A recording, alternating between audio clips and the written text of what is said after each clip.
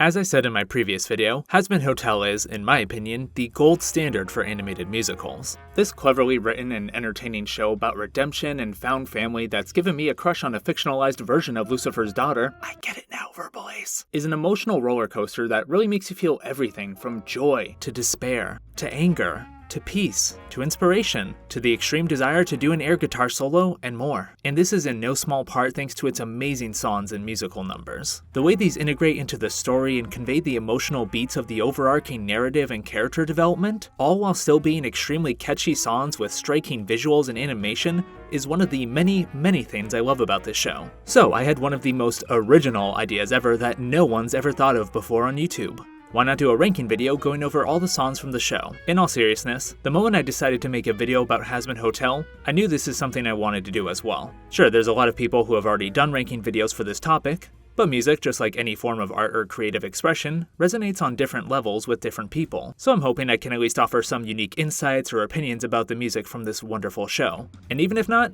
screw it. I wanted to do this, and hopefully this will help me focus on literally anything other than Hazbin Hotel for more than 5 minutes at a time. It's hard to work on an original story when all you can think about is how much you want to rant about how Charlie and Vaggie is one of your favorite couples in all of fiction for an unhealthy amount of time. This video, along with being a ranking video of the songs in Hazbin Hotel, will also be an analysis or discussion video regarding the characters, music, and overall story. I didn't want to get too heavy into spoilers in the last video, since I wanted that to be a spoiler-free experience that could be enjoyed by people who have and haven't seen Hazbin Hotel. A video to maybe convince people who haven't watched the series to give it a shot, and a video for people who have already watched the show to hear my thoughts on why it's so amazing. But there's a lot of great and nuanced writing regarding the characters and story at large, and a lot of it is done through these musical numbers which convey the story in a memorable and meaningful way. So doing this ranking video seemed like a good opportunity to double dip and talk about these aspects in greater depth, especially because, while I do have a lot to say, a lot of the things I will be analyzing or discussing wouldn't take up quite enough time to form its own video,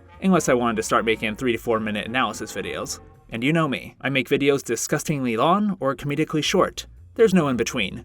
Most of the time at least. There will also be some theorizing about Season 2 and the future of the show, and I know that most of, if not all of Season 2 has actually been leaked, so a lot of the theorizing I do in this video script which I wrote before the leaks could already be proven wrong. But I've also made it a point not to seek out the leaks because I think that's disrespectful to VivziePop and everyone else who works on the show. I'm sure they all want to share Season 2 with us just as much as we want to see it, and I don't think it's right to be passing around animatic copies of the episodes and spoiling everyone about what's to come. I feel really bad for everyone on the crew because I'm sure they want to give us the best possible product they can. Something to reward their passionate fans who've supported the show and waited so long for this second season. So to have an unfinished copy of their work paraded around spoiling a bunch of people, and in some cases being sold for profit by the leakers, that sucks a lot. I can't imagine how Vivian and everyone else involved with the show must feel. But even if I do get jump scared by a spoiler via YouTube Shorts or one appearing on my Twitter feed, that's not going to change my excitement for Season 2. And I'm sure a lot of the people who are unfortunately exposed to said leaks feel the same way. While I do prefer to not know what's coming because the twists and turns of any given story obviously hit much harder when you don't know them, I've experienced plenty of media that still blew me away despite me knowing the ending or other plot points. You guys had me hooked by the end of episode 1 of the series, so I'm in it for the long run. Still sucks that it happened, I feel really bad for everyone whose work is being shown off before it's finished, but I think I can speak for a lot of the Hazbin Hotel fanbase when I say we're all still eagerly awaiting seasons 2, 3, 4, and hopefully the many more seasons to come after those. Unless the leaks confirm there's no Shaggy scenes in season 2, in which case I will kindly ask for the past year of my life I spent obsessing over this show back.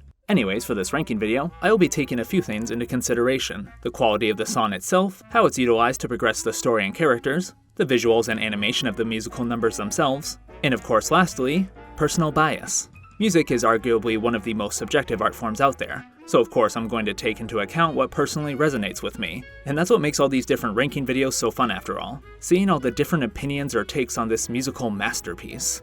And I say all this to basically justify what may be perceived as bad takes on my part. I just have a feeling that some people are going to be surprised that Loser Baby, arguably one of, if not the most popular and loved songs from the show, isn't higher up on this list. And it's still great, guys, I swear, I just can't help how I feel, I'm sorry. There really isn't a single bad song in this entire show in my opinion. When going through all the lower ranked songs, I'm still mostly going to be saying positive things about them. just maybe with some small personal gripes or justifications on why they're ranked lower compared to other songs. And lastly, before fully diving into things, I think it goes without saying, but spoiler warning for those who haven't watched Hazbin Hotel, as this video will be going in-depth on every musical number in the entire show, which requires talking about the plot in-depth for context. So with that all being said, this is Noah's Archive. I am Noah Yun, an aspiring actor, writer, filmmaker, as well as a plethora of other financially unsustainable career aspirations, and today, I am once again pulling out Hazbin Hotel so we can discuss and rank all the songs and musical numbers throughout the show. In a decision that I'm sure will surprise very few people, coming in at last place in spot number 16 is... Dearly beloved, it is my pleasure to say unto thee, welcome to heaven, oh, where the Welcome to heaven? More like, welcome to last place, oh, where the losers reside 24/7, oh, and man, I really want to die.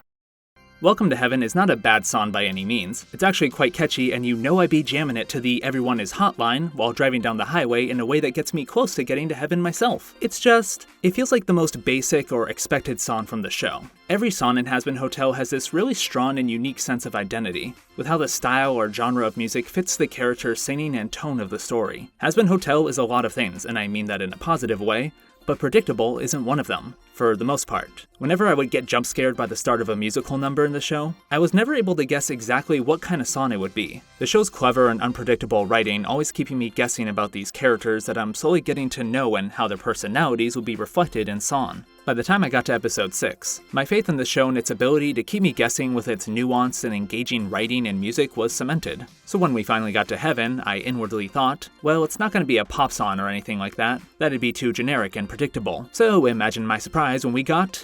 exactly that. Paint Cedar singing what sounds like a remixed gospel song. It was a bit of a letdown, to be honest. But again, the song is genuinely good and does its job well, giving us viewers a look at how perfect heaven seems to be through an enthusiastic and bright musical number. I just don't feel anything really while watching it. And I think that's maybe because this is a song more attached to a setting rather than a person or emotional story beat. When I think of Hazbin Hotel's music, I think of the emotional state of the characters and what was happening to them as the story unfolded through them. That's a part of why its music is so powerful to me, the evocative storytelling that they contain. Even a song whose purpose is to introduce us to a setting like Happy Day in Hell holds more weight as it serves first and foremost as an I Want song to Charlie, showcasing her idealistic but noble goals against the bleak and depraved backdrop that is, well, hell. Compare that to Welcome to Heaven and all you really get is, well, heaven sure does look neat, doesn't it? And again, that's what this song's going for, so I don't hold that against it, but it does make the song's lasting power significantly weaker than the rest of the show's music, in my opinion at least. That all being said, it's not like this song is completely devoid of character. I really like the organs that play in the beginning. Seeing how friendly and upbeat Emily is compared to how crude and downright evil Adam is, makes for an interesting contrast that also shows that Hazbin isn't interested in a all angels are bad narrative, which would have been very easy to indulge in. I love how jealous or annoyed Baggy is when Emily grabs Charlie's hands. It's super quick, but it's also such a fun side to her character that we don't usually see. Getting to see how Heaven's color scheme directly opposes Hell's is really cool. I especially like the lighting in this part. And overall, while nothing quite as striking or memorable as what's to come, there are some creative and fun shots in the sequence. So Welcome to Heaven still has a lot going for it. It sets out to introduce viewers to an important new setting in a quick but fun manner. And it does so well, especially with Darren Criss's fun singing as St. Peter in the song. It's just its lack of emotional impact or really unique sense of identity that makes it fall behind all the other songs in the show. And that is why Welcome to Heaven is in last place for this ranking video. Coming in second to last at spot number 15 is... It starts with sorry. That's your foot in the door, one simple sorry. It's a good thing this song teaches us about how to say sorry, because I'll have to apologize to our favorite snake boy Penchus for putting this song so low on the ranking. But I really have nothing negative to say about this song. I love it. It's a relatively short, sappy, feel-good song that's a perfect start for a redemption arc to our beloved Snake Boy. One thing I really love about this musical number is how tame the visuals are compared to the rest of the show. Now I'm not gonna lie, I am a huge fan of the extravagant and elaborate set pieces that so many of the show's big musical numbers indulge in. There's a reason they're not at the bottom of this list after all. But I also really admire the decision to allow more personal, heartfelt moments like this to just breathe with simpler but still beautiful visuals. Just because we're not busting out golden fiddles or neon color schemes doesn't mean It Starts With Sorry lacks evocative visual storytelling. It just does so in a way that's a lot more subtle. And I think that really fits for this song, which is mostly a one-on-one conversation where Charlie's trying to show Pentious how it's never too late to try and change for the better. It's little things like the soft pink lighting of the scene, how Charlie's yellow eyes seem to almost glow as if her kind-hearted nature is physically manifesting itself, and how this all culminates with a little shot of Charlie and Pentious spinning around as sorry fireworks literally shoot down his past behavior and misdeeds. I don't know, I think it's kind of beautiful. I've thought in the past that I'm not worthy of forgiveness, and this gentle, kind song really brought back the feeling of realizing that the people in my life didn't feel that way about me at all. I've heard some people say they don't like Pentious' singing in the song, but I really dig it. Sure, his snake voice and singing is goofy, but that's part of what makes his character so endearing, and it adds some needed levity to this particular song. And I think his and Charlie's vocals work really well off each other when they sing together at the end. Besides, if you want to hear his voice actor really go ham with the singing, just listen to Adam in Hell is Forever and you didn't know. Lastly, I love the little part where Vaggie and Angel Dust sing together. Their voices harmonize really well, even just in this short comedic section where they want to kill Pentious. I hope in season 2 or some future season we can get some sort of a duet between the two of them, because I feel like they could be one of the best pairings vocally in the show based off this part alone. I also love how menacing they look when they're looming over Pentious with their weapons, and Charlie just stepping in like, hey, maybe we don't kill someone at a place that's supposed to be about redemption. It's mostly played for laughs, but I also think it's a cool little way of showing that everyone in this show still has some growing to do as characters. So yeah, it starts with Sorry, maybe in second to last place at spot number 15, but it's still a song that holds a special place in my heart, which is something I can't really say for Welcome to Heaven. It's a sweet, funny, and hopeful song that honestly gets me to tear up as we get to see Pentious take his first step towards genuine redemption. I don't know though, maybe I'm just a sap who tears up at everything these days. And speaking of being sappy, coming in next at spot number 14 is... You've already done so much. So many lives you've changed. Continuing the trend of having tame visuals for heartfelt moments is the song that validated Charlie and Vaggie shippers worldwide, the Reprise of More Than Anything. Also, is it Reprise or Reprise? I'm not sure. I'm just gonna keep saying Reprise, and if I'm wrong, congrats, you guys all get to see just how illiterate I am. Charlie and Vaggie have quickly become one of my favorite couples in all of fiction, and this short but sweet musical number is a great way of celebrating their relationship and love for one another. The thing I love most about them is how real and genuine their relationship feels. Charlie and Vaggie don't act like a lot of other couples in fictional media do. Every scene involving them isn't filled to the brim with blushing, declarations of love, and hand-holding or other forms of PDA. They're just two people who clearly support and care for the other, which you can see through their words and actions. And that's how a lot of relationships are in real life. At least from what I've seen, I can't speak from personal experience. Now don't get me wrong, I'm not opposed to the more played up or romanticized depictions of couples and relationships that a lot of media indulges in. I am a visual novel fan after all, but I think there's something really sweet about seeing two people show their love and commitment for one another through actions that are more than, we hug and kiss to remind everyone that we are indeed a couple. Vaggie is fully supportive of Charlie's ideals and dreams regarding the Hazbin Hotel, and throughout the series we see her try her damnedest to make the wishes of her partner come true.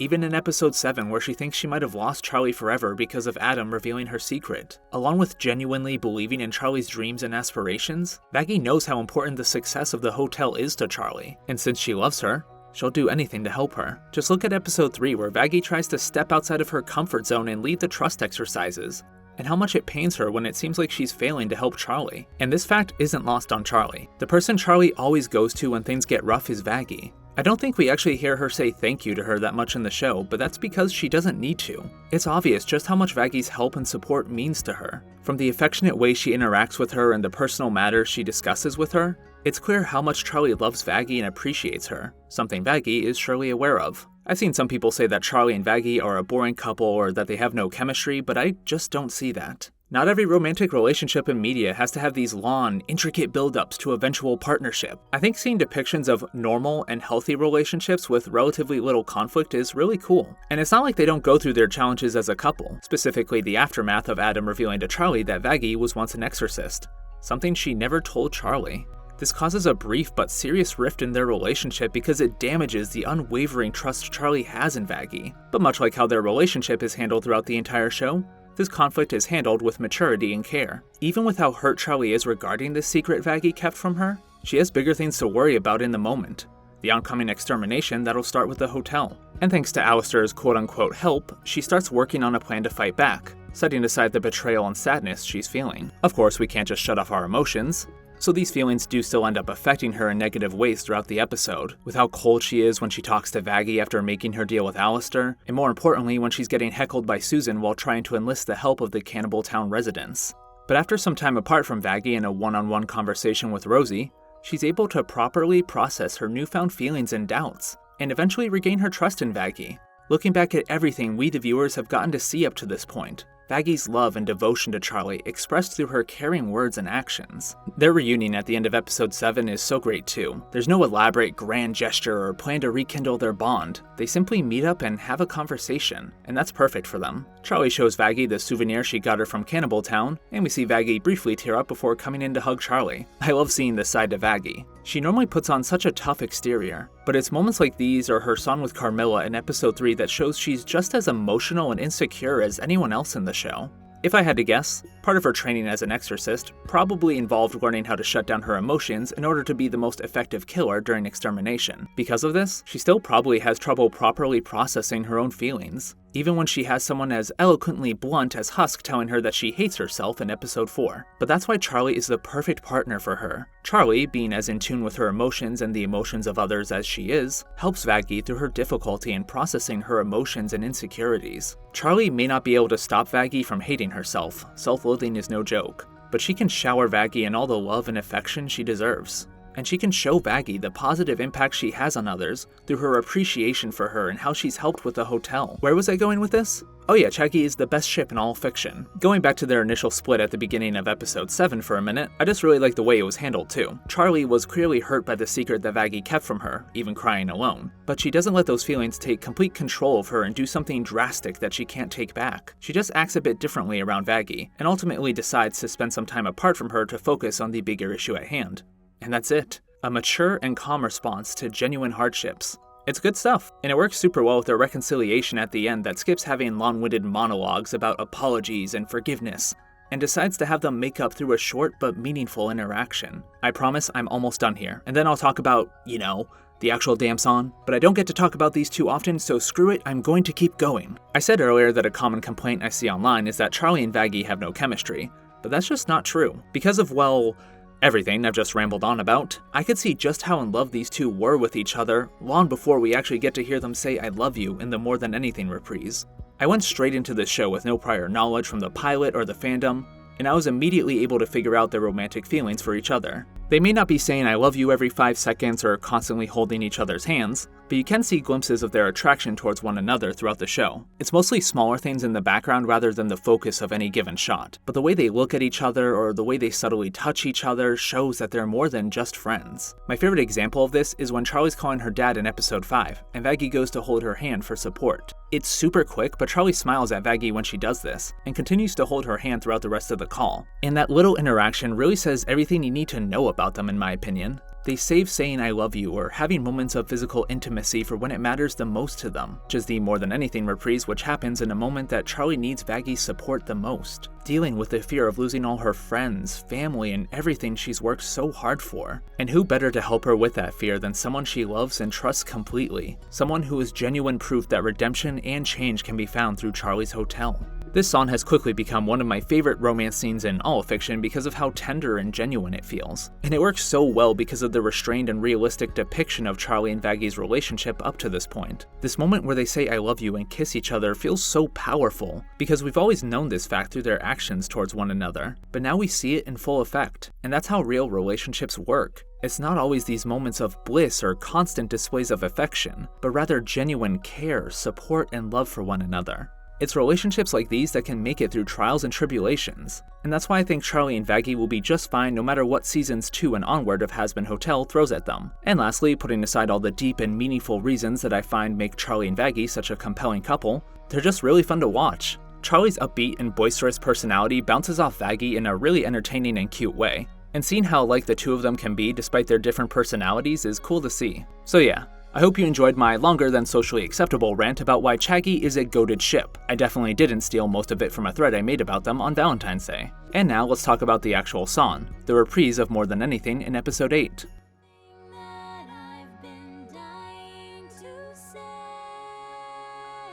So I think I've talked long enough about why this musical number works so well thanks to the great writing of Charlie and Vaggie as a couple. But what about the song itself? I love the different instrumentals used for this version of the song as opposed to its rendition between Charlie and her father in episode 5. It fits the romantic tone of the scene quite well. Once again, the lighting and colors are beautiful, with a great emphasis on this soft pink glow that represents the love that these two have for each other wonderfully. I also really love the way Vaggie and Charlie's singing pairs with one another.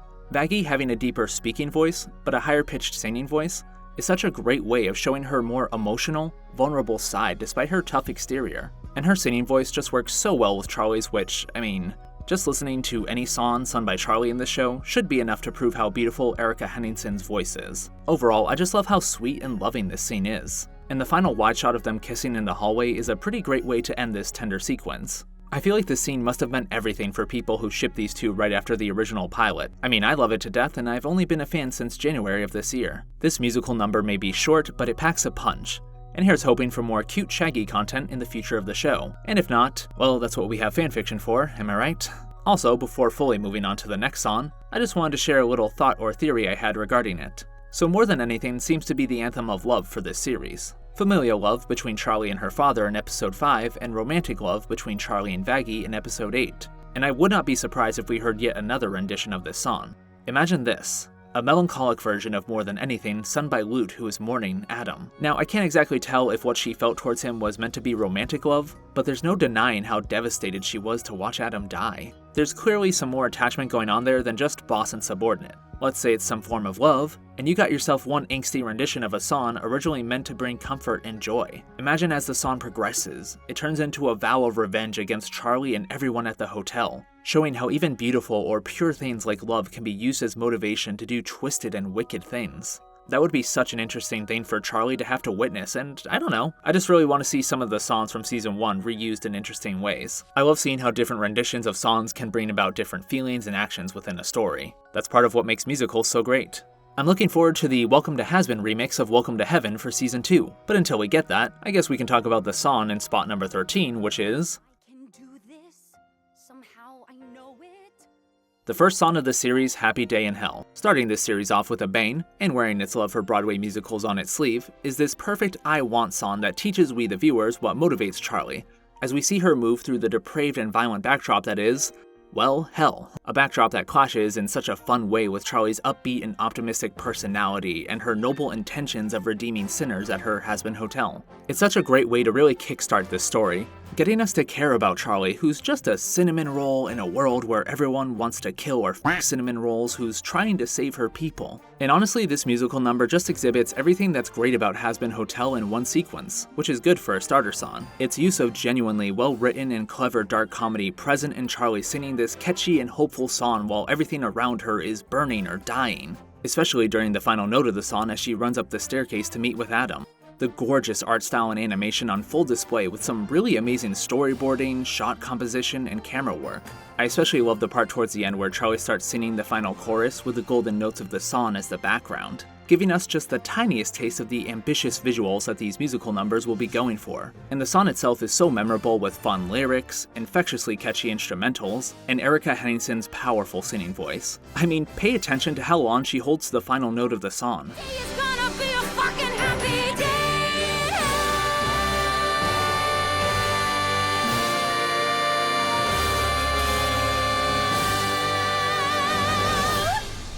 If this isn't a perfect introduction for Hazbin Hotel's energetic and hopeful story about finding redemption in hell, then I don't know what is. Inside of Every Demon is a Rainbow from the pilot is pretty good, but does it have Vaggie climbing the hotel in a vain effort to try and simmer down Charlie's expectations?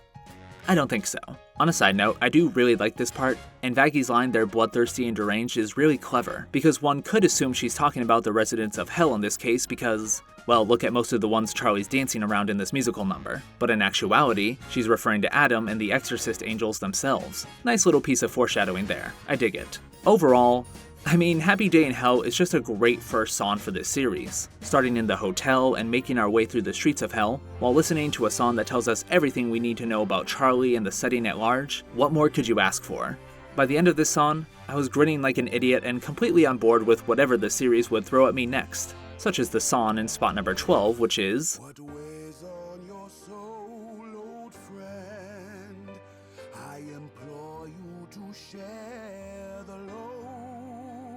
Who doesn't love a good power ballad duet between two characters who parallel each other? If the answer's you, then you might not be a fan of Whatever It Takes from episode 3, but I am a huge fan of it. First of all, story-wise, it gives us such a tender and insightful look to Carmela Carmine, who up to this point just seemed like a tough and ruthless weapons dealer. Which I mean she is, but we get to see what drives her as a character and why she was so desperately trying to cast doubt on Velvet's claims of being able to kill the Exorcist angels. I love seeing this drastically different side to her character.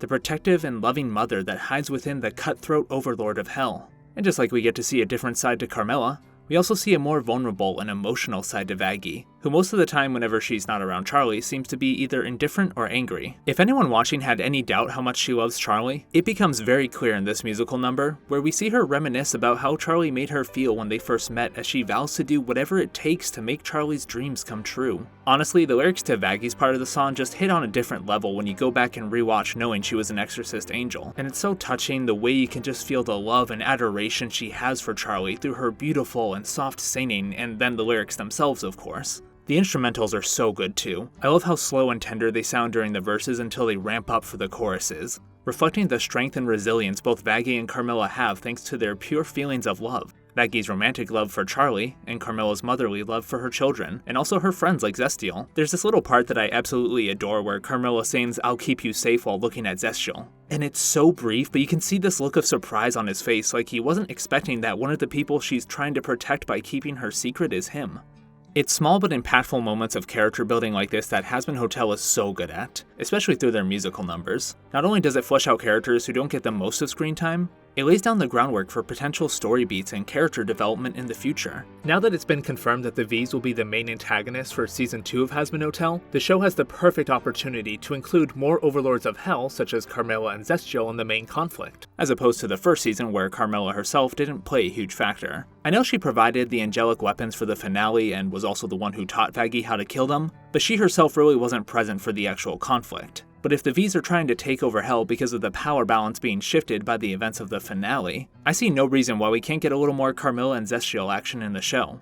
I'd love to really dig into their relationship, how they met, what they mean to each other, and who knows. Honestly, they could make for a good couple, but if not, the old friends dynamic between them is really great and I just want to see more of it really. Now where was I? Alright, the song. The instrumentals are great, feeling both soft and powerful, which represents Vaggie and Carmela's strength that they have thanks to their love. Whatever It Takes is just a beautiful and emotional look at these two characters that I really love, and it also sets up the fighting for love motif that'll become more important in episode 7 quite nicely. I've already talked about how much I like Vaggie's singing, and I especially love how her softer, more gentle singing in this song contrasts with Carmela's more intense and powerful vocal performance. And let's not forget about Zestiel, of course, who only sings at the beginning of the song, but damn, dude's got a sick voice. I can't really imagine what would have to happen story-wise to lead to this, but I can't help but feel that a duet between him and Husk would be amazing. Given I think almost any pairing in the show would be great because the entire cast are extremely talented singers and voice actors, but I don't know. I feel like Keith David and James Monroe Iglehарт's voices would work really well together. Lastly, the only thing I can really knock the song for in my opinion is that the visuals during Carmela's first half of the song are kinda bland in my opinion. Now I've already said I don't mind more low-key or tame visuals, especially if it's to highlight a scene's emotional impact, but I think why Carmela's first half of the song bugs me is because of how visually striking Vaggie's half is.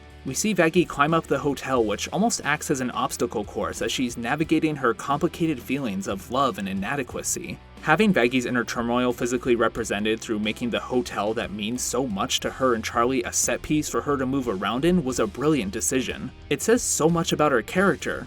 Meanwhile, on Carmela's half, we have, an office desk?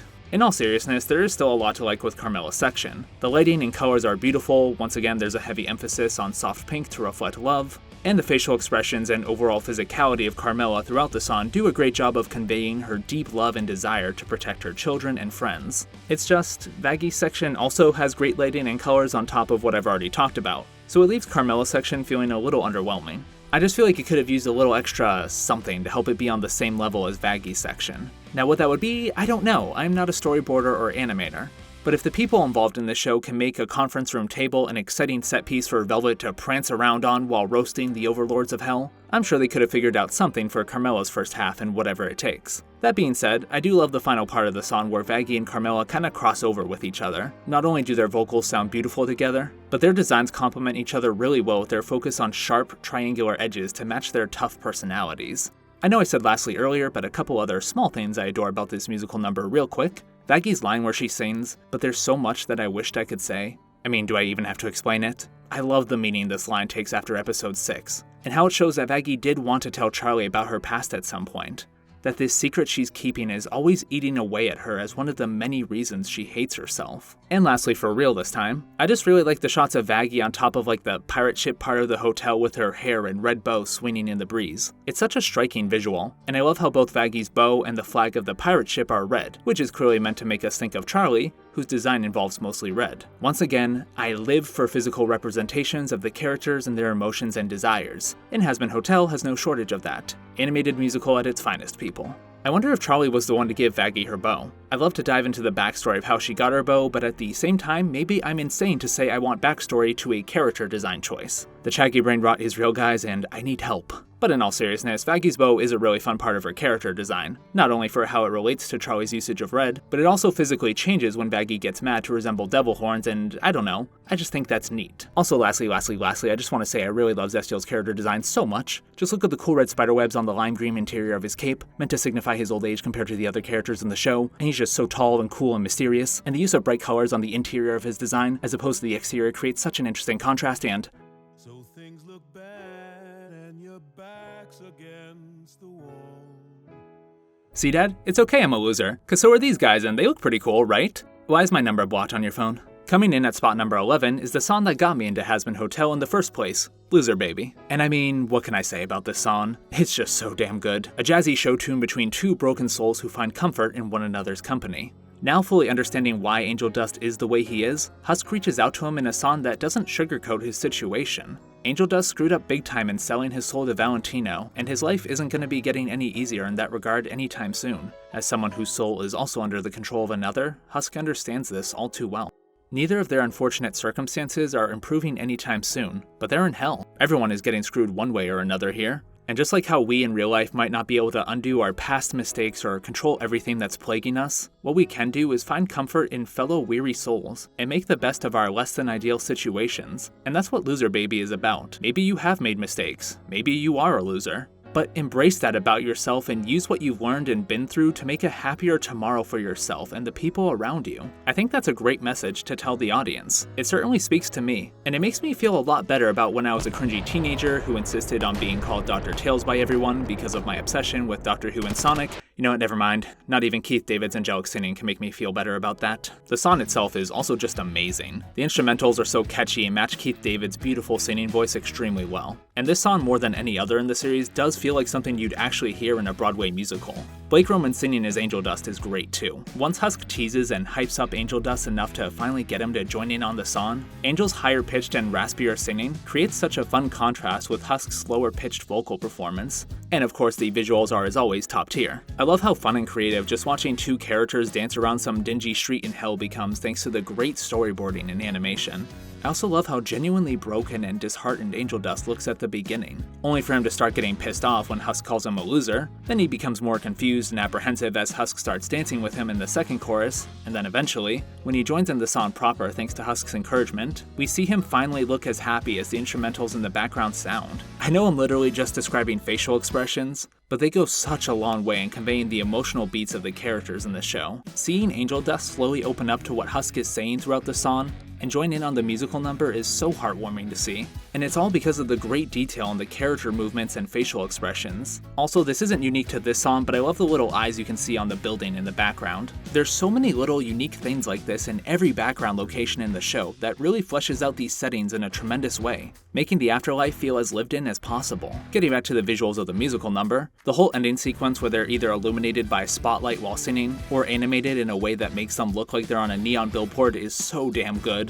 I think it's a great way of showing how much better off Angel Dust and Husk are now that they've opened up to each other. The musical number up to this point, while still being extremely vibrant and having some great shots, has been relatively tame, which fits with Angel Dust lamenting his situation. And it's only when Husk truly confides in Angel Dust about thinking no one could understand his situation, but how opening up to others helped him, does Angel Dust join in on the song and we get to see the stunning neon visuals of the musical number. The two uplift each other in a way that they needed, in a way that lets them dance around a giant sign with the word loser plastered on it, while singing some of my favorite lyrics from the show. It's time to lose your self-loathing, excuse yourself, let hope in, play your card, be who you are. I know hearing me say that is a lot less effective than hearing Keith David masterfully sing that, so let's hear him do it instead. It's time to lose yourself, loathing, excuse yourself, let hope in, baby. Play your card, be who you are. A loser, just like me.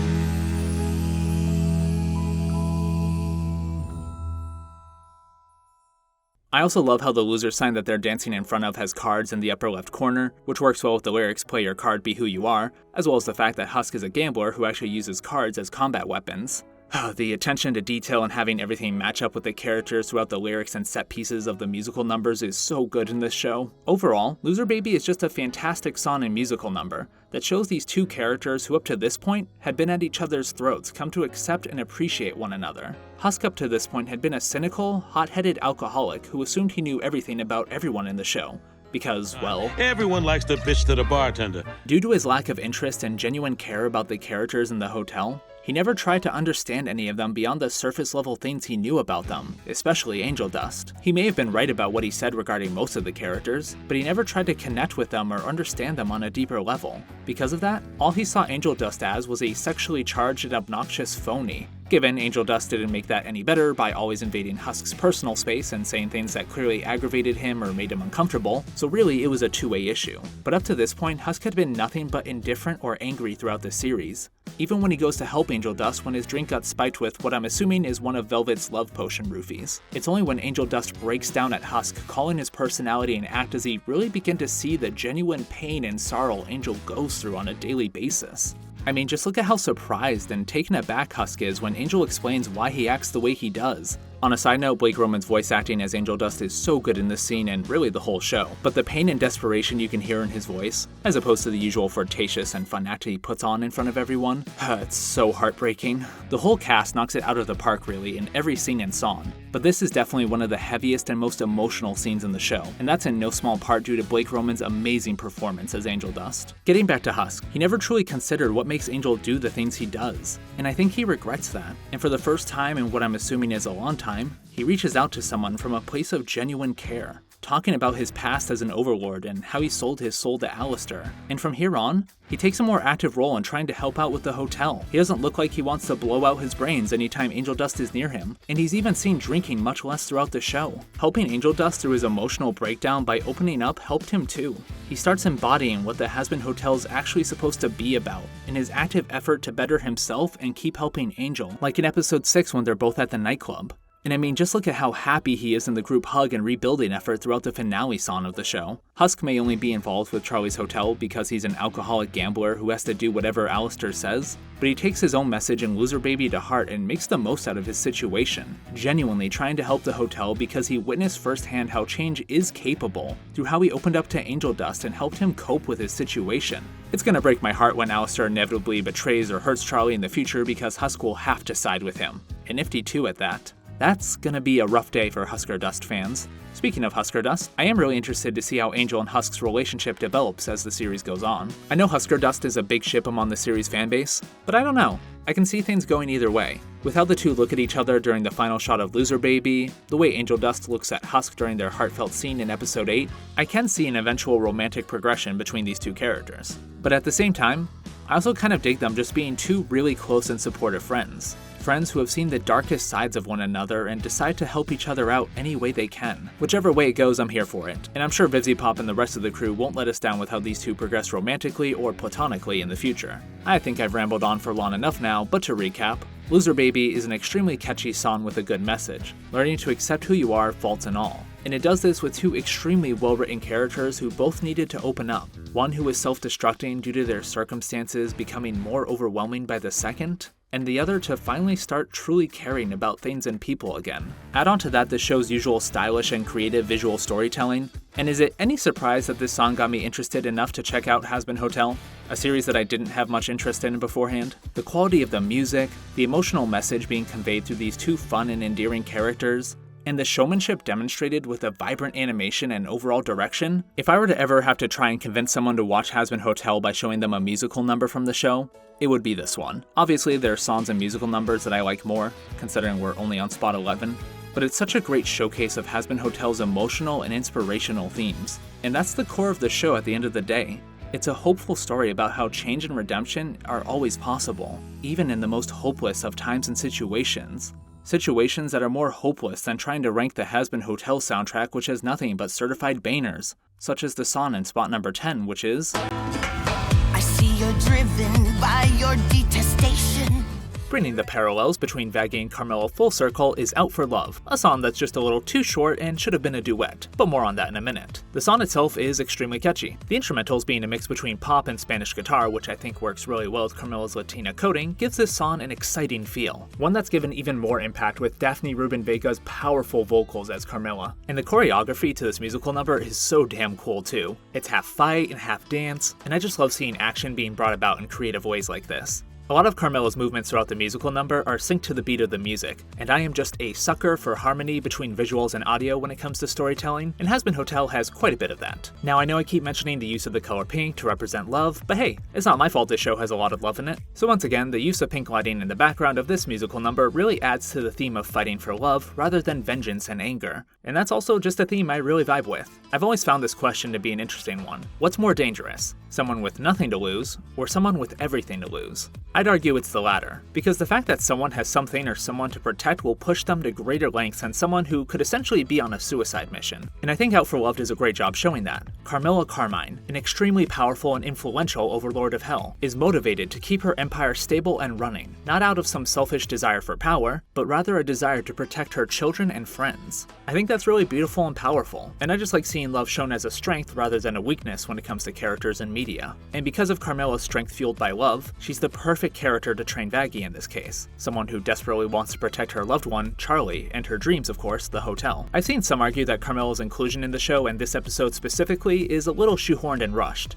And while I do think we could have benefited from more Carmela screen time before this point, I like the events that led us here. The mystery of the killed exorcist at the end of episode 1, which eventually leads us to the revelation in episode 3 that it was Carmela who killed the angel. There we get to find out the emotional reason behind her actions and continued decision to keep this a secret in a musical number that sets up the parallels between her and Vaggie. Two characters with secrets to keep who are motivated out of nothing but pure love. Then, when Vaggie and Charlie's love is put to the ultimate test after Adam reveals her secret, it's Carmela who helps Vaggie not only in finding out the secret weakness to the angels, but also how to use her love to make her stronger. I like the emotional through line this series of events and really any overarching story elements in Hazbin Hotel has. It makes every resolution to events or conflict with characters all the more satisfying and powerful. And it gets me really excited for how Season 2 can follow up some of the groundwork laid down by this first season. Also, real quickly, the transition into this musical number goes hard. How we go from the flashback of Carmela killing the exorcist, then a super quick swipe up as the Spanish guitar starts, and we're thrown into the fast-paced and mesmerizing movements of Carmela as she dances around Vaggie. I love the creative and quick ways Hazbin Hotel transitions into the songs and musical numbers. Overall, Out for Love is just a really memorable and exciting song,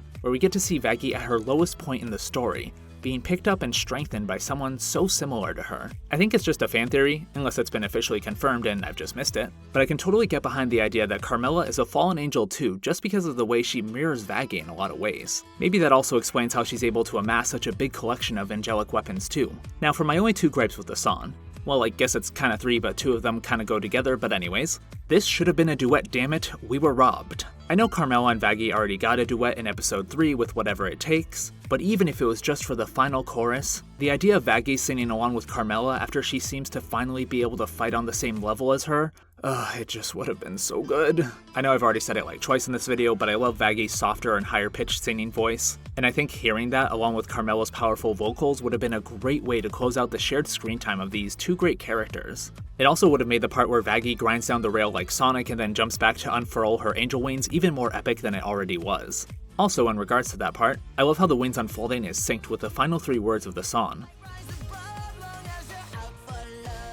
So yeah, I'm a little disappointed that we didn't get another Vaggie and Carmela duet since this song really hammers in how much the two parallel each other, but it's still a great song regardless. My second complaint, which is kind of attached to the one I was just talking about, is the length. Now a song doesn't have to be long to be good or memorable. I think the length of the songs It Starts With Sorry and Welcome to Heaven are perfect for what they're trying to do, but I do think one more verse before the final chorus would have gone a long way, and that's where I think it kind of combines with me wanting Vaggie to join in, because a second verse would have been a great opportunity for her to hop into the song. Milky Melodies on YouTube actually has a really great extended cover where she adds a second verse and repeats the chorus one more time before going into the final part of the song that happens after the first chorus in the original version. And I think it's really good.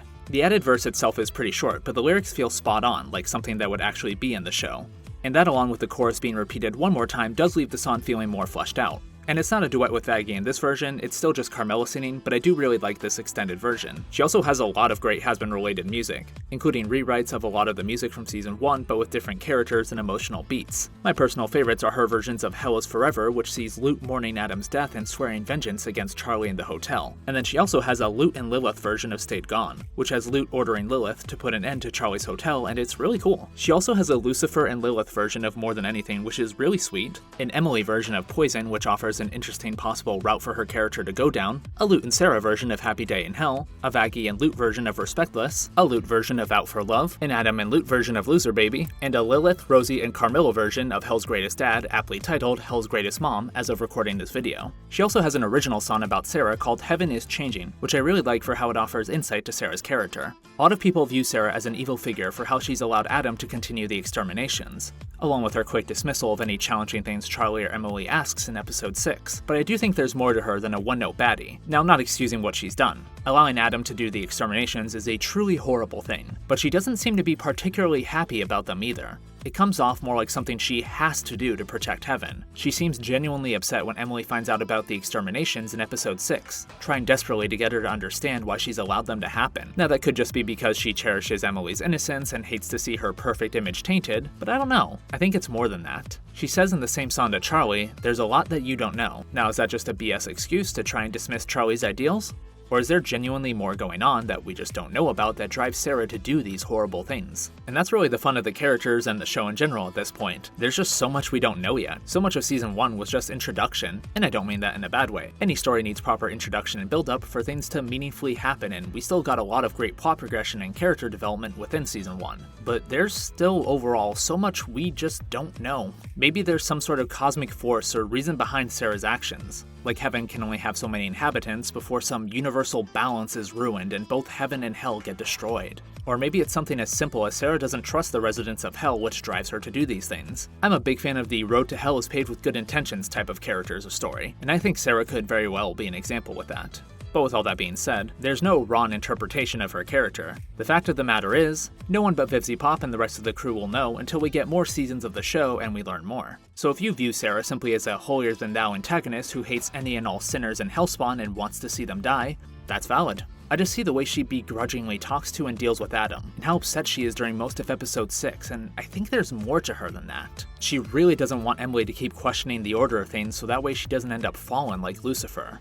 Now, that could simply be her wanting to avoid Heaven's population witnessing the fall to such an important seraphim, but I prefer to think she genuinely cares about Emily. With how nuanced Hazbin's portrayal of characters from Heaven and Hell are, I just think there's more to Sarah than a cruel and murder-happy seraphim. But at the same time, it's also realistic for there to be characters like that. Like how most of who we see in Hell aren't completely despicable and beyond redemption, but then you do have characters like Valentino who are just downright evil and belong in Hell. I don't know how alignment charts or anything like that work, but if you had a good and bad alignment chart, Hazbin's cast of characters would fill out the entire sheet. It wouldn't just be half and half with half being good and half being bad. And that's another one of the many things I love about this show, how it avoids being predictable and generic with the morality of characters from Heaven and Hell. Even characters like Charlie and Adam, who could have come off as really one-note, have a lot of depth to them, which I'll talk more about in songs that actually relate to them. Because I'm just now realizing the amount of time I spent talking about Sarah and the morality of Hazbin Hotel characters in a song that really doesn't pertain to either of those topics in any way. I guess since this song is Carmela singing about love, it shows that not every character in Hell is pure evil, which we already knew, but that way I can claim that morality does in fact play into the song and I'm not just a yapper. And as for Sarah, Vaggie is being trained by Carmela to prepare for the upcoming extermination, which Sarah is still letting happen, so there you have it. Sarah, morality, and Out for Love. It's all connected. Getting back to the actual song, my second, or third really, complaint is really just me nitpicking, but I don't care. I wanted a brief clip montage of Charlie and Vaggie together when Carmela starts singing about using the fear of losing the person you live for. Now, do we already know that Charlie is that person to Vaggie, and to have the show spell that out to us with a brief montage would be sappy as all hell? Yes, but I don't care! The chaggy brain rot I'm suffering from doesn't give a crap about objectively nuanced storytelling that doesn't spoon-feed its themes to the viewers.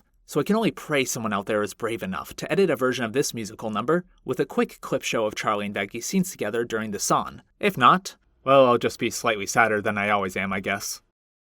But anyways, to wrap up things for this section, Out for Love is a great song and musical number that really brings the parallels between Carmela and Vaggie full circle in a satisfying way, through a training montage infused with great fight and dance choreography. While it would have been better as a duet towards the end, and the lack of a mini Shaggy AMV in the middle of it does make it hard for me to sleep at night, this is still a fantastic song and musical number to not only strengthen Vaggie's resolve and fighting capabilities, but also start forming a bond with Carmela. Just look at how the two of them start smiling towards each other at the end, or the proud smile Carmela briefly shows in the final episode when news of the hotel's victory against Adam's extermination is being broadcast. These two might not necessarily be friends quite yet, but there is a level of respect and admiration that the two have for each other. Pair this with their obvious parallels, and I really hope we get to see some Carmela and Vaggie interaction in the future. If the V's are going to be the main antagonist of Season 2, maybe Carmela will have to go to the hotel for help, and Vaggie can return the favor for how she helped them in the Season 1 finale. There's lots of ways things can go down in the future. And lest I make this section even longer than it already is by madly rambling about fan theories I have for Season 2 onwards, let's move on to spot number 9, which is... That fucker is back! Yeah, I thought he was gone for good too.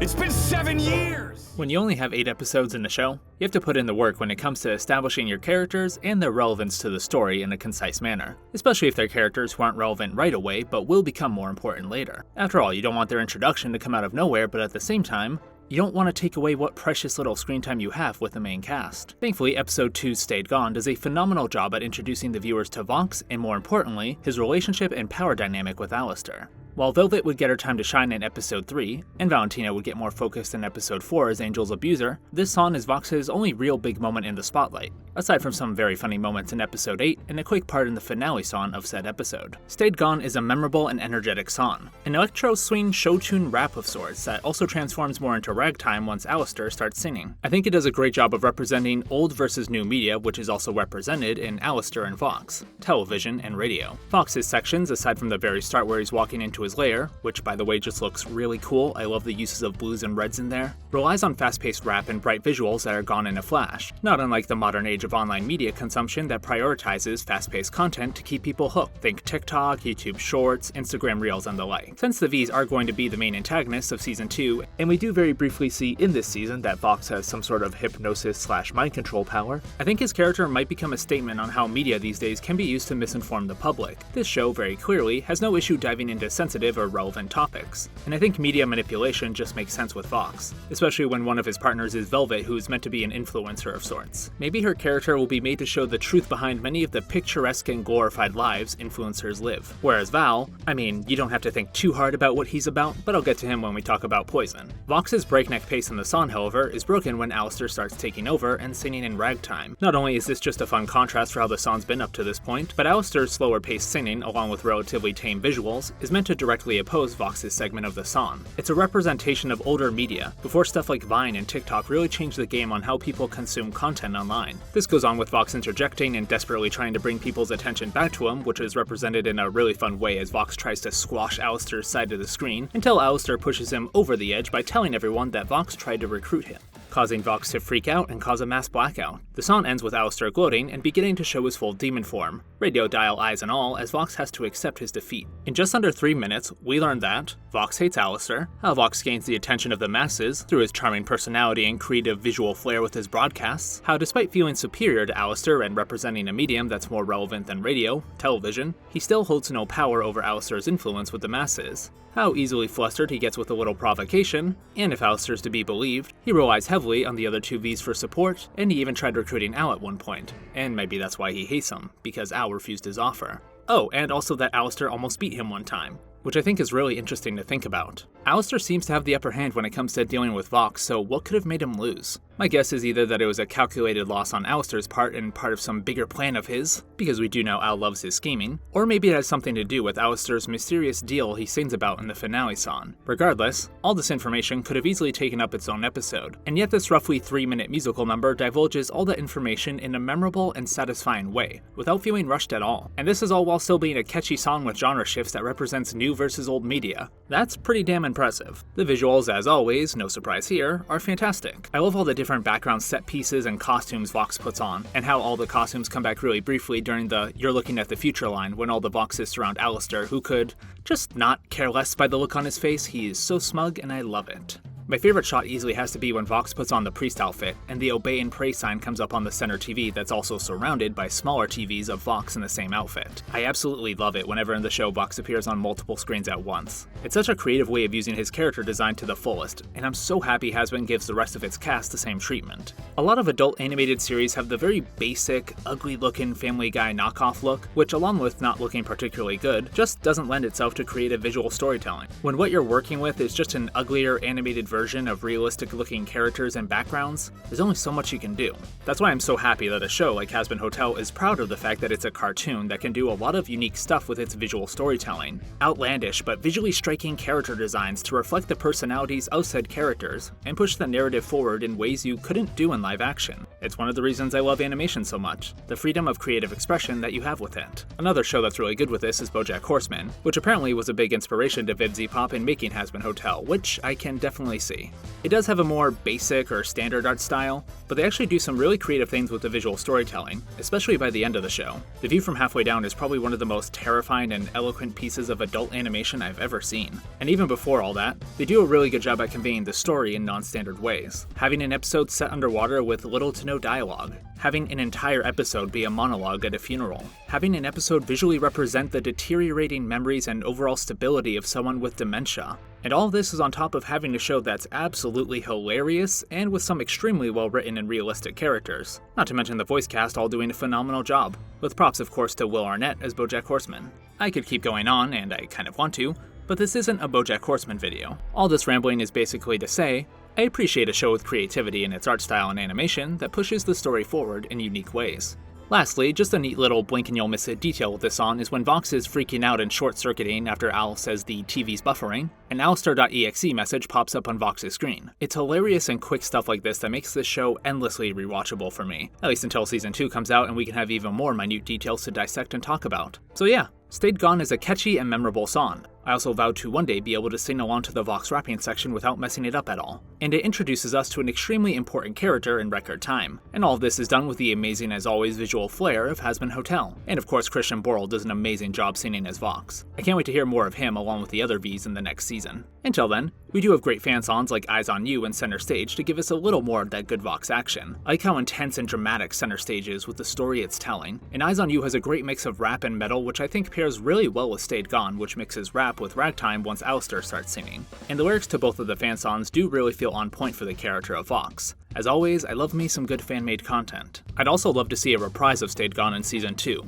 With the Vs becoming the main antagonist for that season, I think Vox is going to try and disrupt Alistair's influence and reputation in Hell so the Vs can take more for themselves. Maybe this reprise of Stayed Gone can start the same as the original, but this time when Alistair barges his way into the song, Vox maintains control and shows the public clips of Alistair being defeated by Adam. Vox's cameras were watching the battle in the finale, and what better way to cast doubt on Alistair's power to the public than by showing him get defeated by someone who is minutes later killed by essentially the janitor of the Hazbin Hotel. I'd argue that Alistair only lost to Adam because of how overpowered Adam is as the first man, or maybe again it has something to do with Alistair's deal that we don't know the details of, and Nifty was only able to kill Adam because he was already weakened after his fight with Charlie and Lucifer and he had his guard down. But again, I think Vox's character is going to be used as a statement on how media can be used to misinform and manipulate people. So all he has to do is show the clip of Alistair being defeated with no context surrounding it, and boom. You have one ruined reputation, the once feared radio demon whose broadcasts were composed of the screams of his challengers, beaten and battered by someone that was later killed by Nifty. The song can end this time with Vox triumphant,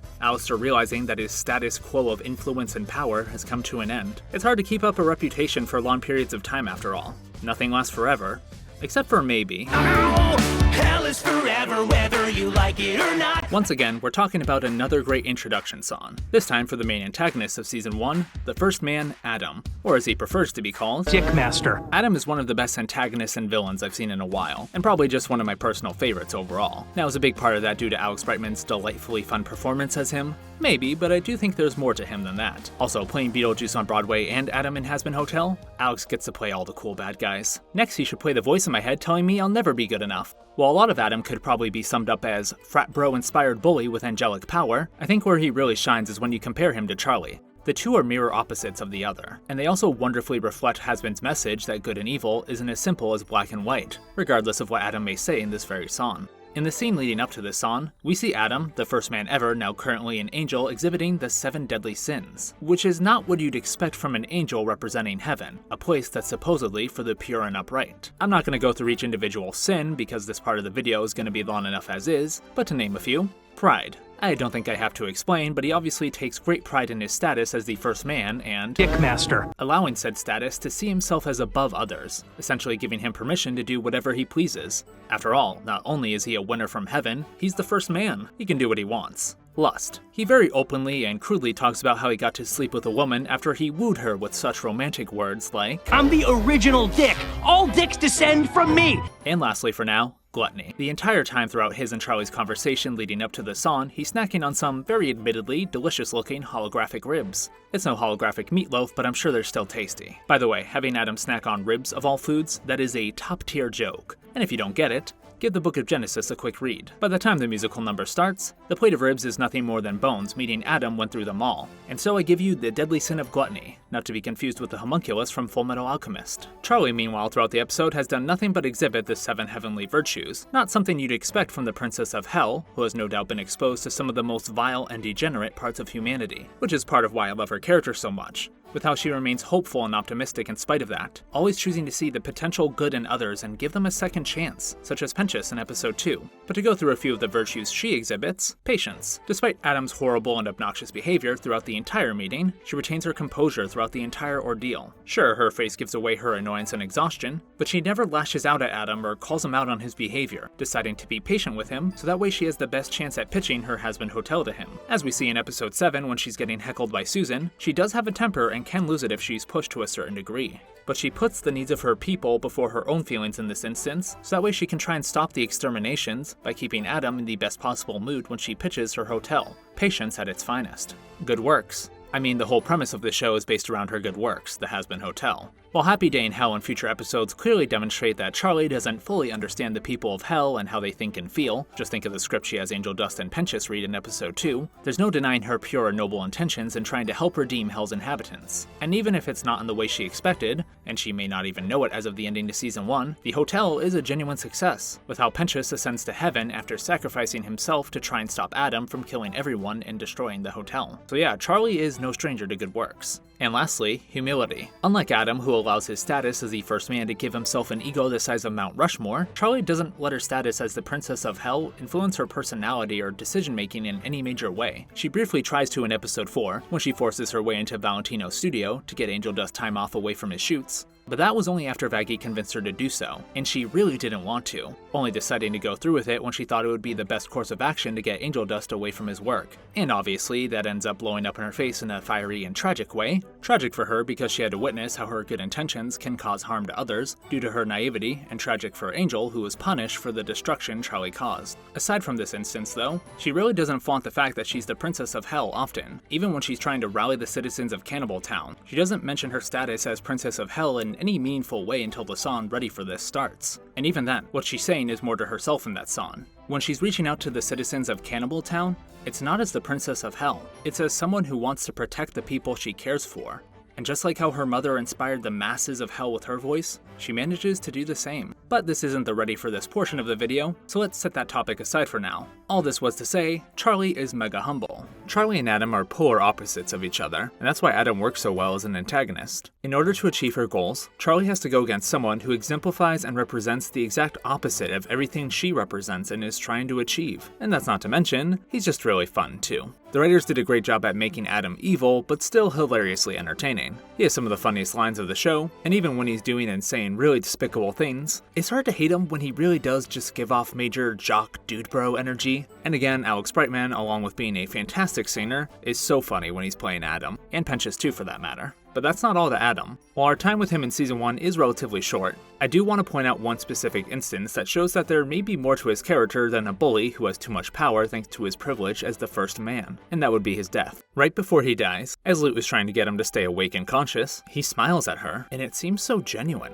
Let me get this out of the way real quick. Adam is a horrible person who absolutely deserves what he got. He actually deserved worse if we're being honest. Along with being a holier-than-thou man-baby, he partook in a yearly genocide of the residents of Hell, and he took joy and pride in what he did. They're sinners and demons after all. They had their chance in life, they blew it, so they get what they deserve. They're beneath me.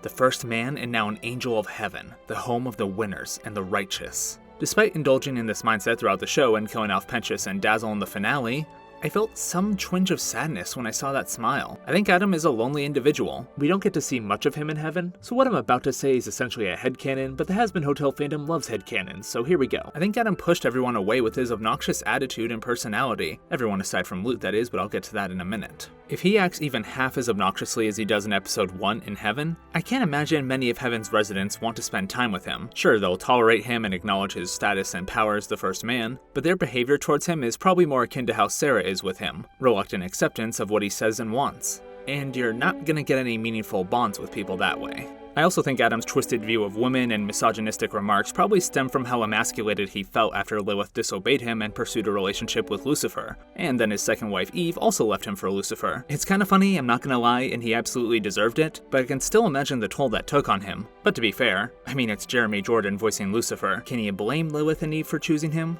Point is, Adam is a broken and insecure man who hides these feelings of inadequacy and weakness through his obnoxious personality and his wicked actions, which only pushes people away, meaning he'll forever be alone, except for Lute, someone who actively chooses to be around Adam and encourage his behavior. He can call her Danger tits. and she'll reward him with a fist bump. So when Adam is dying in the finale of season 1 and slowly realizing that his sad and lonely existence is coming to an end, Lute rushes to his side, clearly distraught.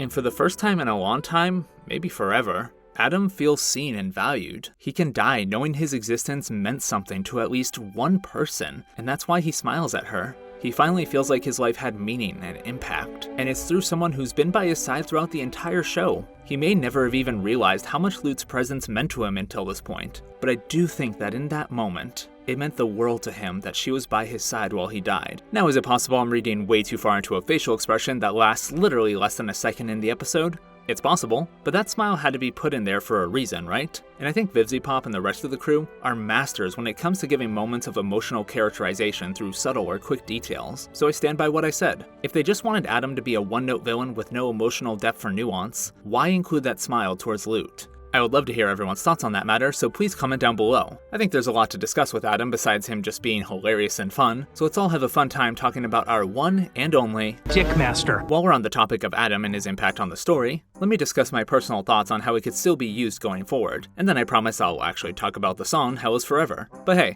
I'm like 3 script pages into this Adam deep dive, so what's a little more? I absolutely think Adam should be brought back into Hazbin Hotel's story at some point. Maybe not right away in season 2, but there is some serious storytelling potential with bringing him back. Adam may have been killed by Nifty, who was wielding an angelic weapon, but if Penchus, who had an earthly life, then an afterlife in hell, can ascend to heaven and achieve a third life even after being killed by angelic power, which should mean permadeath, who's to say Adam, who had his first life as the first man, a second afterlife as an angel, and was killed by an angelic weapon, can't spawn in hell as a demon due to his wicked and cruel actions. I think bringing him back as a sinner/demon in hell would be amazing. Not just to hear more of Alex Brightman as Adam, but it could be used to really put Charlie's ideals to the test. What if Adam goes to the Hazbin Hotel looking for help? Will Charlie be able to stay true to her beliefs that everyone deserves a second chance and let him stay at the hotel with the others? While Charlie is no stranger to helping sinners who have done bad things, none of the current residents at the hotel personally wronged her to the extent Adam has. Not only did he kill a countless amount of her people every year and enjoyed doing so, he just recently killed Penchus and Dazzle. Charlie may be a kind and forgiving optimist, but even she has to have her limits. And giving someone who's caused her so much pain and suffering may just be that limit. But Charlie turning Adam away from the hotel, a place that's supposed to be all about second chances and redemption, would not be a good look for anyone else considering giving the hotel a shot. Bringing Adam back would really challenge Charlie as a character, and I think it would be a great way to really dive into the hearts of both her and Adam. I personally think think she would accept Adam and give him a chance, but it wouldn't be easy for her.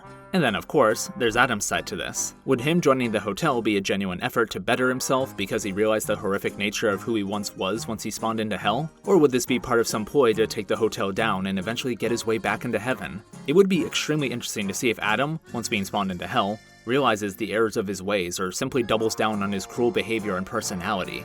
Maybe he'll convince himself that being in hell is some sort of mistake, and he'll try to bide his time until the next extermination where he can hopefully contact Lute. Maybe he'll try to climb the ranks of hell and become an overlord. There's so many ways that this can go, so I do hope we haven't seen the last of Adam. But if we have, it was fun while it lasted. And we could still hear Alex Brightman as Pentious, who will play some major role in heaven going forward, seeing as how he's the first sinner from hell to make it into heaven. Maybe Sarah will try to hide his existence from the public or get him sent back to hell somehow to maintain their status quo. Who knows? And if all that is the case, seeing how Emily reacts to this would certainly be interesting. Perhaps her opposing Sarah's actions could lead to her falling? Anyways, I've theorized and ranted long enough, so now time to talk about the actual song. Let me stop you right there, save us all precious time. The song, just like Adam's surprising character depth, is amazing. I love how it starts off with a messy, sped-up version of Happy Day in Hell, as Charlie tries to pitch the Hazbin Hotel to Adam, only for it to be steamrolled over by heavy guitar riffs once Adam starts cutting her off. I love it when certain songs or motifs make their way into other songs, and thankfully this is not the only or last time it happens in the show. Despite Charlie's adorable drawings of hell's yearly genocide and funny facial expressions, Adam cuts her off to transform the song into a power rock ballad that goes perfectly with his jock and bully vibes. The instrumentals are aggressive and heavy, a stark contrast to the whimsical and light instrumentals of Charlie's part in the song. These catchy guitar-heavy instrumentals are accompanied by Alex Brightman's amazing singing, keeping Adam's entertaining and obnoxious persona up while belting out such iconic lyrics such as,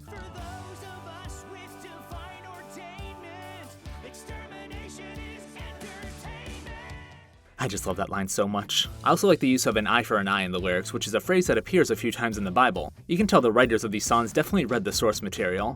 I can't believe I just said that. I'm acting like the Bible's a manga. Actually, I'm pretty sure the Bible has been adapted into a manga. As always with the show, the animation and storyboarding are both top tier. I love the colors once the musical number starts. The meeting room itself reflects the color scheme of heaven, bright shimmering blues, whites, and golds. But once the musical number all about eternal damnation kicks in, the windows let in an ominous red light. A red light that not only represents the outside setting of hell, but the thirst for murder and blood Adam and Lute display in the scene. I like this subtle change to the background's color scheme. It's a cool way of signaling the start to a song, while also adding to the atmosphere of the musical number. The show does that a decent amount, and one of my other favorite instances of this happening is when Carmilla starts berating Velvet in Respectless. Getting back to Hell is Forever though. I like how we're given a look into Lute's dynamic and relationship with Adam through the scenes leading up to this song, and then of course the musical number itself. It would have been really easy to just add her into episode 6 and hope people care enough about her when the finale comes, but they make it a point to show her eagerly joining in on Adam's musical number, which no doubt makes him feel all the more cool when it's time for his air guitar solo.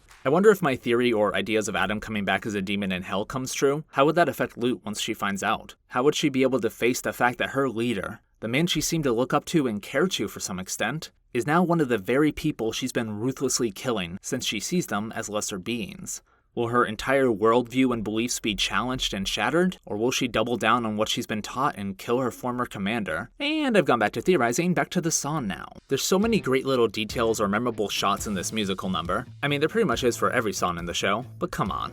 The little rainbows that fly out of Charlie's drawings when she throws them, and then there's this entire sequence. Chance to behave better, now they boil in the pot. Cause the rules are black and white, there's no use in trying to fight it. They're burning for their lives until we kill them again. I love how the sequence ends with Lute swinging her sword down, which transitions us back to Charlie trying to butt into the song. But you notice on the paper she's holding, there's a tear like Lute actually slashed her drawings, and I have to assume that it's because she's jealous that she can't draw like Charlie. Another detail I really like with a lot of the shots are most of the ones focused solely on Adam are from a low angle, which makes it so Adam appears higher up than Charlie, fitting considering his holier-than-thou persona and attitude towards the citizens of hell. It also makes him look really big in certain shots, and I'm sure Adam is of the mindset, the bigger the better. The way he looms over Charlie in certain shots does a great job at showing how, despite how immature and carefree he may seem, he is a genuine threat to be wary of. Being the first man is bound to make him overpowered by this point after all.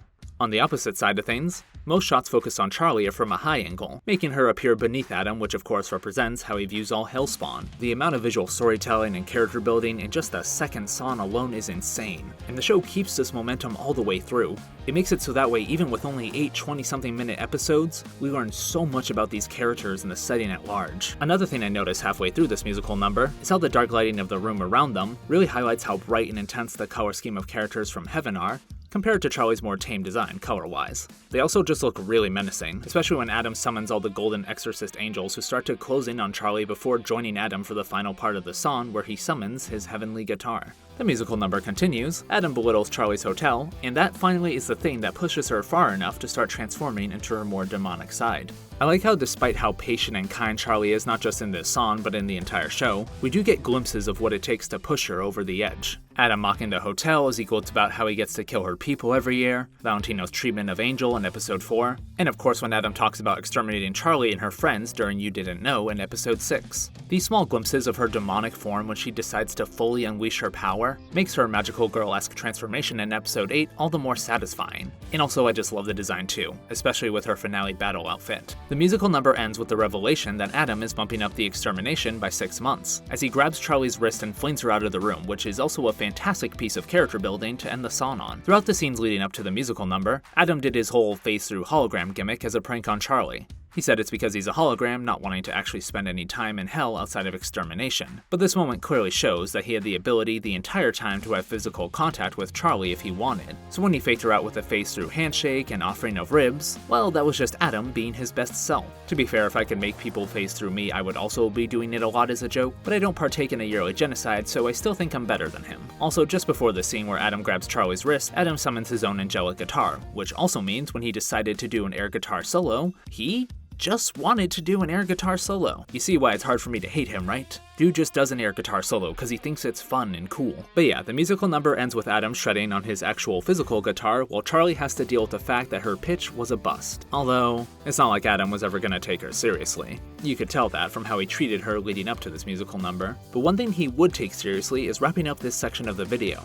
If for whatever reason Happy Day in Hell didn't really build your trust in Hazbin Hotel's music and writing, I have to imagine Hell is Forever would. Going from a Broadway-esque show tune I Want song to a guitar-heavy rock ballad that fleshes out the wonderful main antagonist of the season in a visually striking manner, Hell is Forever clearly demonstrates Hazbin's love of variety when it comes to genre and its musical storytelling, which is one of the show's greatest strengths of course. It also has easily become one of my favorite villain songs of all time, and we'll have to see if the V's get their own song dedicated to them in season 2. Can an insecure TV boy, an influencer, and a moth win against the power of Adam's air guitar solo? Only time will tell on that front.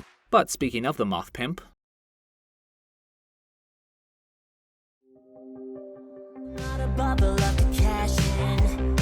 Another lover underneath those flashing lights. banger song? Horrifyingly sad subject matter. Coming in at number 7 is the song focused on Angel Dust and his abusive relationship with the moth pimp that owns his soul, Valentino. The song itself is fantastic. It's a pretty upbeat dance pop song performed wonderfully by Blake Roman, and while the beat and tone of the instrumentals is bright and cheery, that, much like Angel Dust's behavior in the show and in this musical number, is a facade that's slowly crumbling too, because while the instrumentals are catchy, the lyrics are brutal and depressing. The lyrics of the chorus being both sexual innuendos and Angel lamenting his situation with Val is perfectly in character, since Angel himself hides behind his obnoxiously flirty and perverted behavior to keep himself from breaking down. Any song focused on one character in the show really does exemplify everything about said character beautifully in musical fashion, but Poison takes it to another level, and part of that definitely lies in the disturbing visuals. Poison does not hold back with what it's showing. The physical and sexual abuse that sex workers are unfortunately put through. It's uncomfortable and distressing to watch, but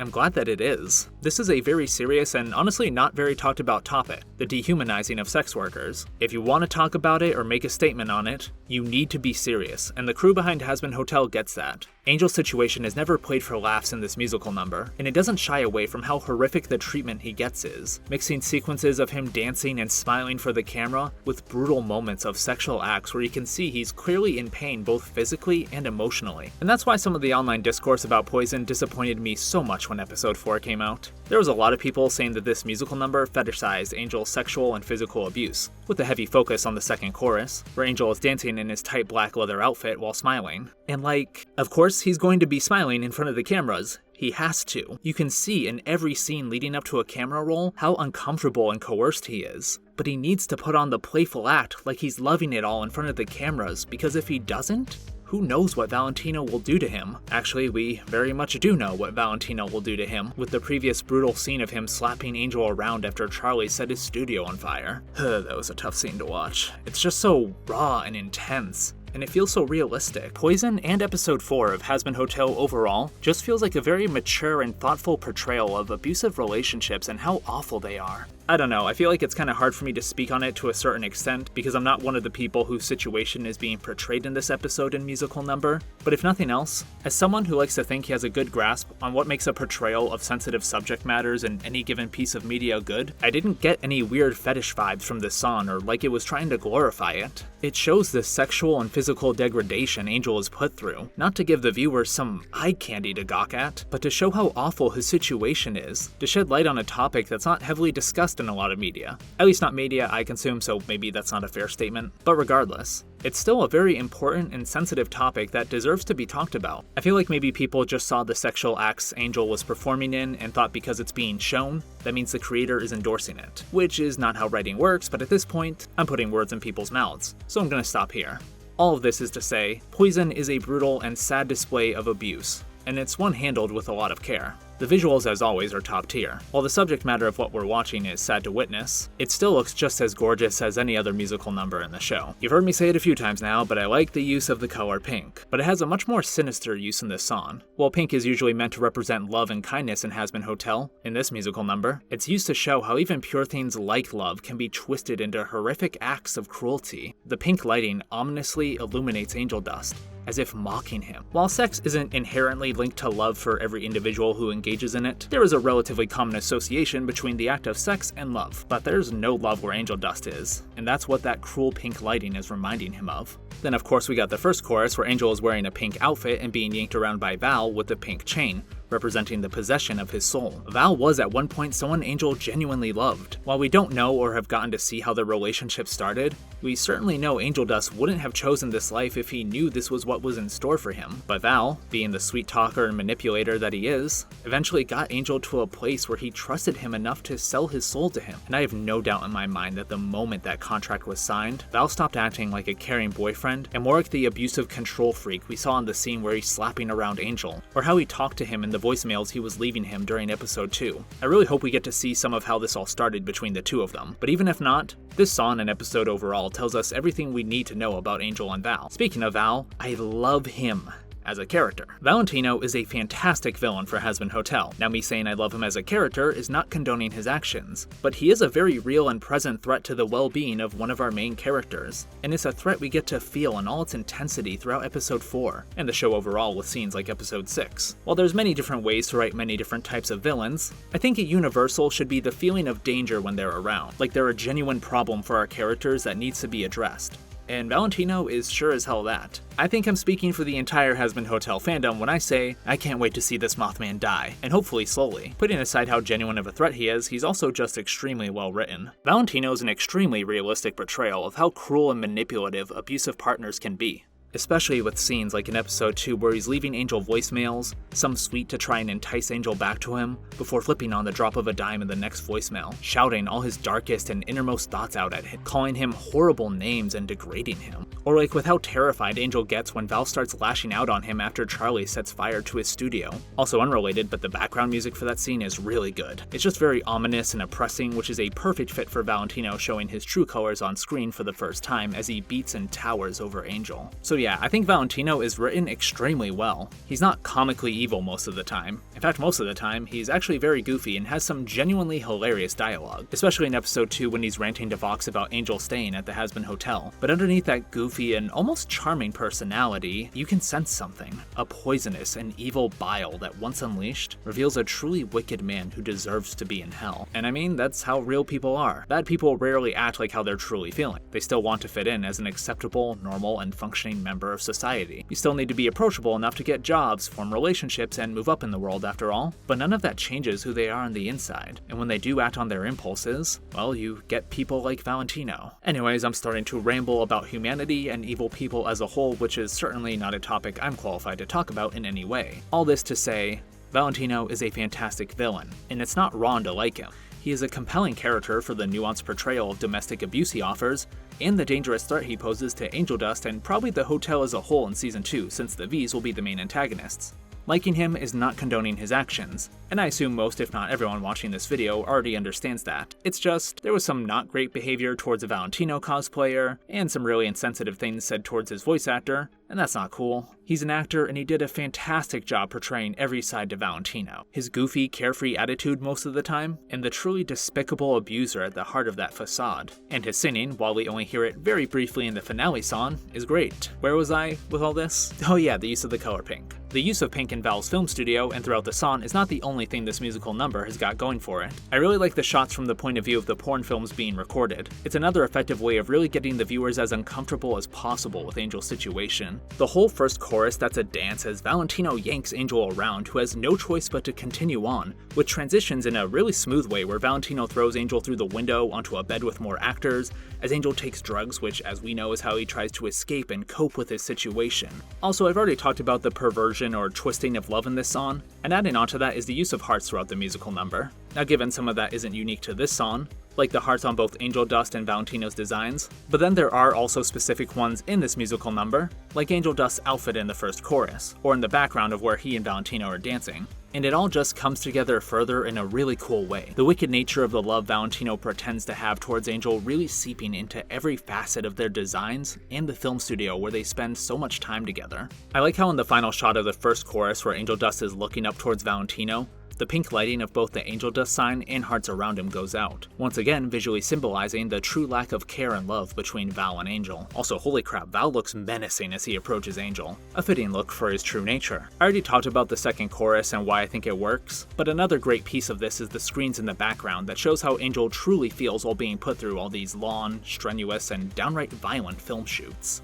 The song starts to wrap up with a genuine look of terror on Angel's face as Val grabs him and drags him away, and damn, just rewatching that clip and thinking about it for this video, it gives me chills. You can really feel the horror, pain, and dread Angel Dust has towards Valentino. And that paired with the smiling version of himself still dancing on the screen behind them, it's a haunting visual. For the final moments of this song, we're taken to another pinkly lit room with hearts all around it as Angel breaks down. His usual high-pitched and raspier voice starts to break down to his lower, more natural one, something we also hear when Valentino's berating him in the scene before this. I said it already, but Blake Roman's performance as Angel Dust really is something else. You can so easily tell when it's Angel Dust or Anthony speaking, based off how he sounds and delivers his lines. He also voices Penchas's Egg Boys, which is cool. I love me some fun double casting that shows the range of a voice actor. And range is definitely something Blake Roman and everyone else in this show has. Angel Dust walks outside to the balcony to see Vox and Val speaking, and I love the lighting of the scene. The blue on Vox's screen is so ominous, and I honestly hope we get to see more shots of him like this in the future.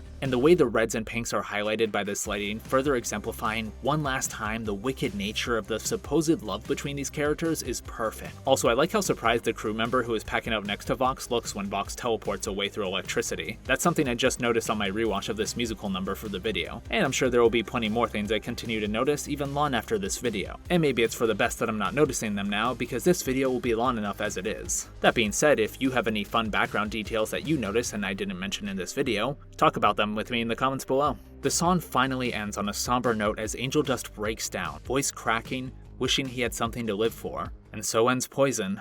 This was, not a fun section of the video to type, to be honest. But to summarize, Poison is a catchy and heart-wrenching song introducing us to how terrible Valentino is to Angel Dust in explicit detail. Through seeing up close and personally just what it is Angel has to go through, you sympathize with this broken character. Sure, how he acts especially towards Husk throughout the show up to this point can be obnoxious and extremely inappropriate, but I mean, damn. I'm not surprised at the measures he takes to try and keep his sanity in check after this musical number. That's not excusing his behavior, but thankfully the rest of this episode will see Husk finally come to understand and try to help Angel, bettering them both in the process. And I'm glad that this episode doesn't end with Angel's situation being neatly resolved, since that's not how complicated and difficult things like Angel's going through works in real life. Given not every aspect of Hazbin's story has to be realistic, this is an animated musical set in hell after all. but I do think when handling certain topics, such as the ones in Poison and Episode 4 overall, care to accurately represent them is important. You don't want to portray an inaccurate representation of what people go through and have it seem like less of a big deal than it is by having said issues resolved neatly in just one 20-something minute episode. Thankfully, Hazbin understands that and doesn't make light of the issue. But also, good things do come to those who wait. I personally can't wait to see how Valentino dies, and I'm sure the wait will be more than worth it. Just leave him in a room alone with Nifty and some knives, that ought to get the job done. Also, real quickly before wrapping this section up, I hear the song compared to Addict a lot because obviously they're both angel-focused songs, and naturally the question comes up, which one do I like better? And this may seem like a cop-out answer, but I love them both equally, just for different reasons. Addict is a heavier song where Angel seems to be fully embracing the lifestyle he has to live at Valentino's behest, with we the viewers only getting quick glimpses on how this is taking a toll on him, like with the scene of him and Valentino in the limousine where Val forces himself onto Angel. Also, Cherry Bomb's in the song too, and seems to be doing her best to help Angel get through everything, and I really like that. She might not necessarily be interested in Charlie's idea of redemption and bettering herself at the hotel, but she is still a kind person who cares about the people close to her, even if that does come out in toxic ways, like when she's trying to encourage Angel to do drugs to help him relax in episode 6.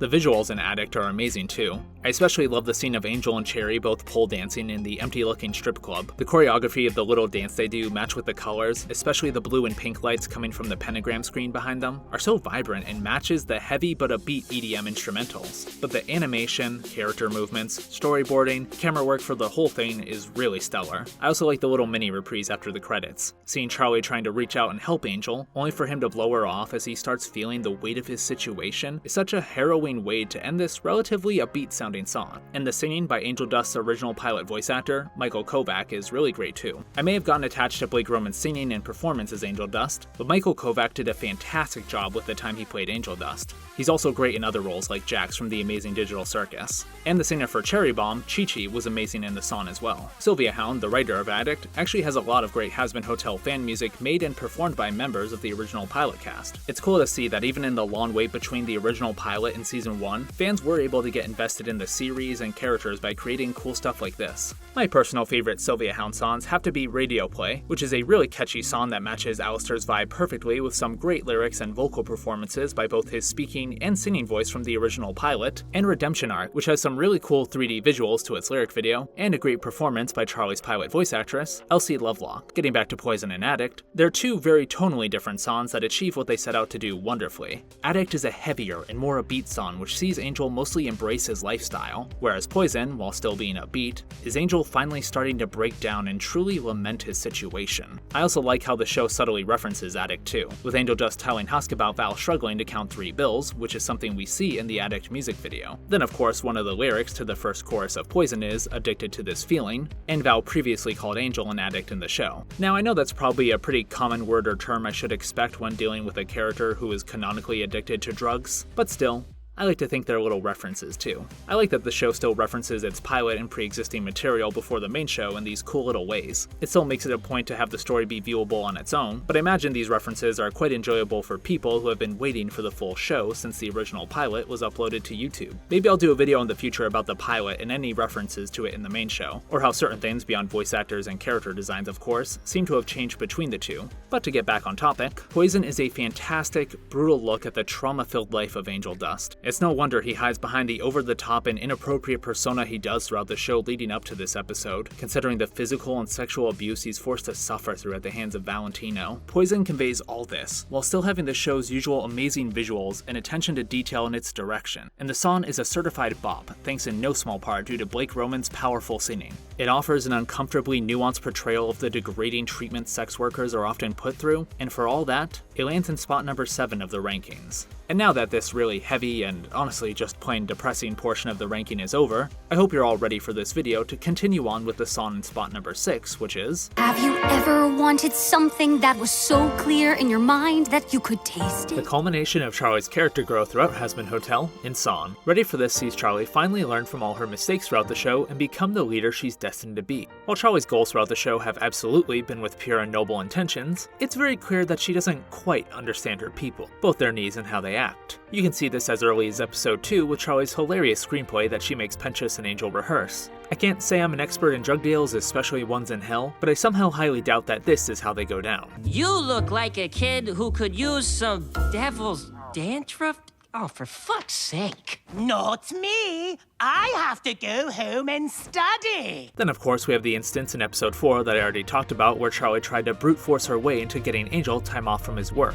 which, despite her status as Princess of Hell, only made things much worse for Angel. Despite her caring desire to help all the sinners in hell, she can't do that to the best of her ability because she doesn't truly understand them. That's why seeing her learn from her mistakes like in episode 4 is so satisfying, because we see her gaining a deeper understanding of her people, and friends for that matter in Angel Dust's case, which means she can finally start properly following through on her earnest desire to help redeem and save the sinners of hell. It's a good way of showing how even noble pursuits with good intentions can cause harm when they're not enacted with proper care and thought. So while Charlie might not have moral redemption to go through like many of the people coming to her hotel, she does still have her own struggles and hurdles to overcome, and I really appreciate that about her character. It would have been very easy to make Charlie a one-note carefree optimist who's great at everything for the sake of pushing the development of everyone else forward, but this is a much better approach. I really don't think there's any perfect person, especially not in the setting of this show, so showing that Charlie, who's supposed to be the moral compass leading everyone to redemption, still has her own flaws to deal with is a great way of showing that trying to better oneself is not about trying to be perfect. We should strive to be kind and strong as people, sure, but everyone makes mistakes and screws up in life, and what's important is that you learn from them and try to use what you've learned to become a better version of yourself. It's a really nuanced portrayal of redemption or trying to improve yourself rather than just having a set list of rules for the characters to try and abide by in the show. And that's the kind of redemption and self-improvement Charlie and other characters like Penchas go through in the show. There's definitely still a lot more to do with Charlie as a character, but season 1 gave us a great starting arc for her character, and it all culminates with this song, learning from her past mistakes, realizing the hypocrisy of heaven led by seraphims who don't even truly understand what it takes for someone to get into heaven, and overcoming her feelings of betrayal and distrust with Vaggie thanks to Rosie's conversation with her. She uses all the pain she's been through this season and all the lessons she's learned to just genuinely reach out to her people, not as the Princess of Hell, not as the founder of the Hazbin Hotel, but as someone who genuinely cares about her fellow residents and doesn't want to see them hurt and killed. And that's why she's finally able to reach out to the citizens of Hell, specifically the residents of Cannibal Town in this song, to rally them to her cause. Like, I know the song becomes more comedic as it seems like it was Alistair bringing up the fact that they'll get to eat angel flesh that really rallied the Cannibal Town residents, but I still like to think a big part of it was due to Charlie's ability to really level with and speak to her people. Now onto the song itself. I've heard some people online say they don't like how this song kind of feels like two different songs mashed into one, and I do get where they're coming from with that, but I really dig it. Being able to switch mood or even genre midway throughout songs to convey different emotional beats is part of why I love Hazbin Hotel songs and musical numbers so much. And I think it makes sense in the context of the show. The instrumentals start off slow and you can tell it's building to something. I think this works well for the beginning of the song as Charlie, who is still recovering from her previous outburst, begins to finally gain her footing, so to speak, as she earnestly reaches out to the people of Cannibal Town about the desire to protect their home. It's great seeing how serious and uncertain she starts, but as she continues singing from her heart and gets encouragement from Rosie and Alistair, she gains more confidence in herself as she starts smiling and gaining more presence both with her vocals and physicality, and a spotlight even starts illuminating her. Also, I know I've said it before, but Erica Henningsen's voice is beautiful and I adore so many of the notes she hits in the song, especially the line, "Gotta come into my throne." Then as Charlie becomes more determined, she walks down to the people as she further tries to connect with them, and she's even able to respond to Susan interrupting her song without missing a beat. And then in the middle of the crowd, she leans into her strengths, her unwavering optimism and ability to make anything sound like the funnest time ever. Even something just like seeing more of hell on the way to her hotel. I love this section starting with the line, "Wouldn't it be super to see more of hell?" Because she's not sugarcoating the situation or trying to mislead the Cannibal Town residents, but she's not sacrificing anything that makes her, her in the process. She genuinely thinks they're gonna have the time of their lives making new friends on the way to her hotel, and she's using her beautiful and inspiring voice to convince everyone of that as well. I love optimistic characters who choose to be optimistic despite the bleak circumstances around them. Not out of a sense of foolishness, but rather genuine hope and the trust they have in the people around them. It takes a lot to stay optimistic and hopeful, and I mean, hell, I wish I could be more like Charlie in that regard. An extermination focused solely on her hotel is fast approaching, and she doesn't even know if the people who stayed at the hotel up to this point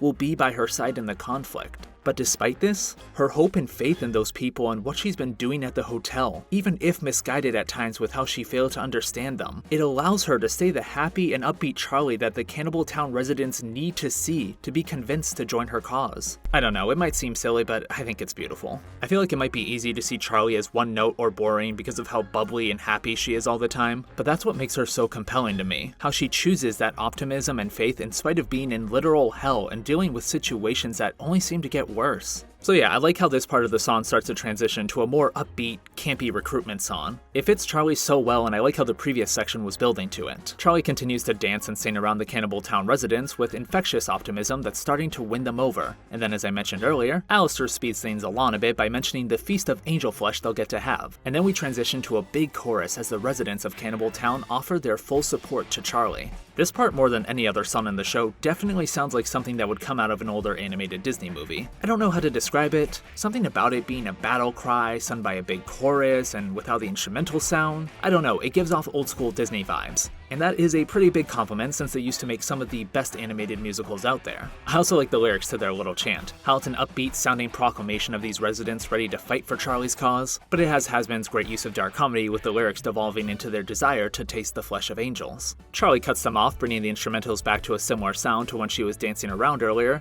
as she voices concern over the cannibals' murderous intent. But with Rosie's encouragement, she continues to rally the residents. We don't hear a lot of Rosie singing in the show, but I do like what little we get. Leslie Kritzer has a great voice, and I love the little dance she and Charlie does before the second chorus starts, bringing things back to the more serious and epic scope of the song, taking the serious sounding instrumentals from earlier and infusing them with some of the upbeat nature of the previous sections. I like this blending of the two different instrumental styles. It shows that to be serious, Charlie doesn't have to stop being her happy, optimistic self, that being happy doesn't mean being silly or non-serious, and it's how these two instrumental styles blend nicely together, starting with the second chorus, that makes me have no issue with how different they sounded at first, because they not only tied nicely into Charlie's attitude and behavior in the song, but how they eventually combine into one coherent sound. So long as there's purpose and cohesion, I really don't mind any genre or tonal shifts a song takes, and I can easily say the same for Ready for This. Charlie continues on with her second chorus, standing on top of the Cannibal Town residents now officially on her side, and seeing Charlie finally feel certain of what she's doing with lines like, "I can be the marshal leading the parade," and "I can come into my own, and I think I've always known my destiny could never be postponed." It's just so satisfying to see. Whenever I listen to this song, I get filled with the same hype-filled enthusiasm that Charlie has in this song. It makes Running Red Lights all the more fun, let me tell you.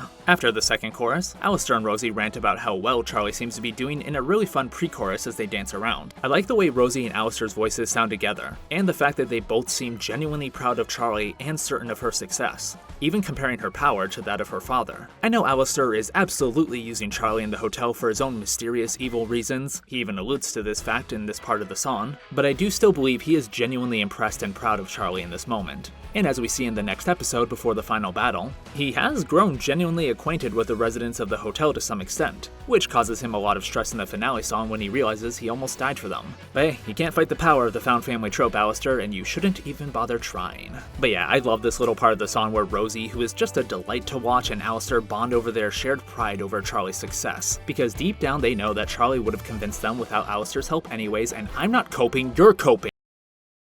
Alistair and Rosie just in general have really fun chemistry, and with the announcement that Season 2 will focus more heavily on the overlords of hell besides the V's, I really hope we get to see more of the two of them together. Especially when the day comes that Alistair inevitably betrays Charlie in the hotel, how will Rosie react? She may seem very attached to Charlie, almost to a motherly extent, but Alistair is also a longtime friend and they no doubt have some history between the two of them. And also at the end of the day, she is an overlord of hell. She's got to watch out for herself and the residents of her town first and foremost. I personally hope she continues to take Charlie's side because I don't think I could handle the heartbreak of seeing Charlie have to deal with the fact that Rosie betrayed her, but that would also make for some damn compelling storytelling, so either way it really works. The song ends with a triumphant chorus as the citizens of Cannibal Town, Rosie, Alistair, and Charlie make their way to the hotel as they prepare for the battle ahead of them. I like when Charlie sings that it is time to lend a hand.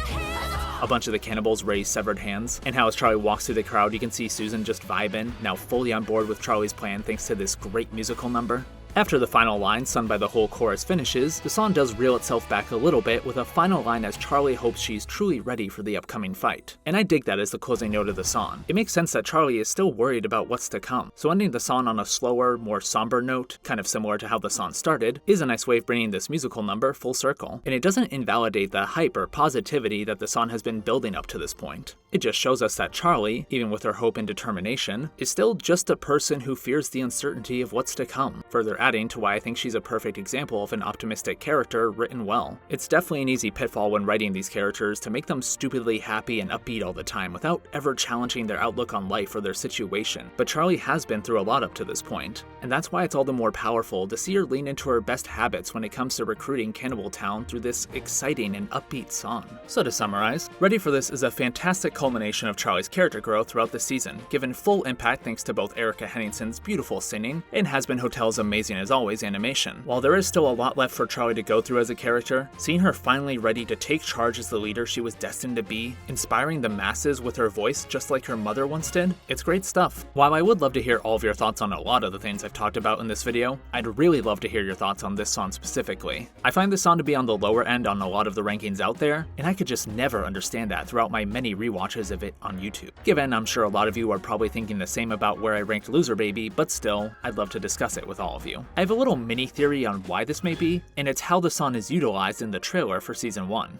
While I hopped straight into watching Hazbin Hotel after watching Loser Baby on YouTube, I did find myself eventually watching the trailer after episode 6 to see if I could try and glean any snippets of what was to come in the final 2 episodes. And man, let me just say, it has been a long time since any show or piece of media has been able to do that to me. Hazbin Hotel absolutely has me wrapped around its finger, and it's going to be painful to have to continue waiting for season 2. But hey, the anticipation is kind of a fun feeling too, and it just means I get to theorize and discuss the potential future of the show with everyone in the meantime, so I guess I shouldn't complain. But getting back to the trailer, the main song featured is Ready for This, but specifically only the slower, more intense part at the beginning when Charlie first starts singing, and the final chorus with all of Cannibal Town singing, as well as the final line in the song sung by Charlie. Since these parts were kinda shown in isolation, along with random clips throughout the season, I think maybe people were expecting a different song than what Ready for This was trying to be. A song that's completely like those more serious or slower moments of the song. And if that's the case, I do understand the whiplash that could be had when Charlie starts dancing and recruiting everyone as the instrumentals become more upbeat for the verses. I personally didn't mind it. I actually really enjoy being surprised by an unexpected turn of events, such as the direction Ready for This starts to go down, but I can see how some people would be disappointed if they were expecting something else. But that's just a crackpot theory from someone who apparently has nothing better to do with his time than analyze how people would react to a song in a trailer sounding different in its entirety, so you know, take it all with a grain of salt. Also, before wrapping up this section completely, I just want to say the trailer for Hazbin Hotel Season 1 is really freaking good. Too many trailers these days give away the best parts of whatever it's promoting and spoils everything. But Hazbin Hotel uses its out-of-context clips from the entire show, even going so far as to use a quick shot from the finale song, to simply give you snippets of everything the show has to offer and catch you up on the basic premise. And Ready for This was a really great song choice, as it's a great example of the uplifting nature of Hazbin Hotel's story. So yeah, I know this is a ranking video about the songs and musical numbers, but I did just briefly want to shout out how good the trailer for season 1 is. And besides, how far into the video are we at this point? Yapping about everything even slightly related to the music of the show for an ungodly amount of time is just a staple of the video at this point. So anyways, VivziePop, A24, Prime Video, or Spindlehorse, if any of you are watching, if you want to make sure your trailer for season 2 when it's ready is good, I guess I could do the world a favor and watch it for you. It's not just me selfishly wanting to see the trailer before anyone else, I swear. Maybe I need redemption at the hotel. Just how serious of a sin is unnecessarily long ranking videos anyways.